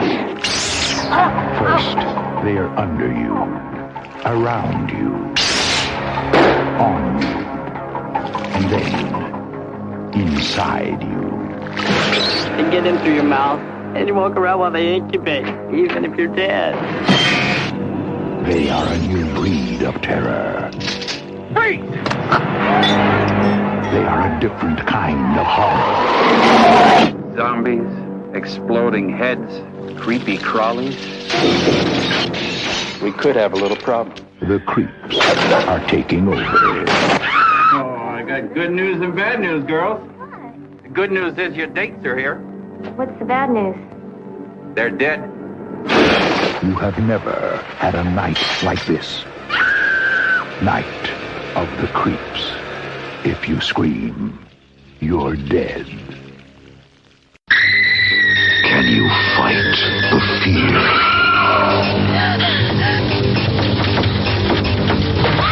Can you stand the suspense?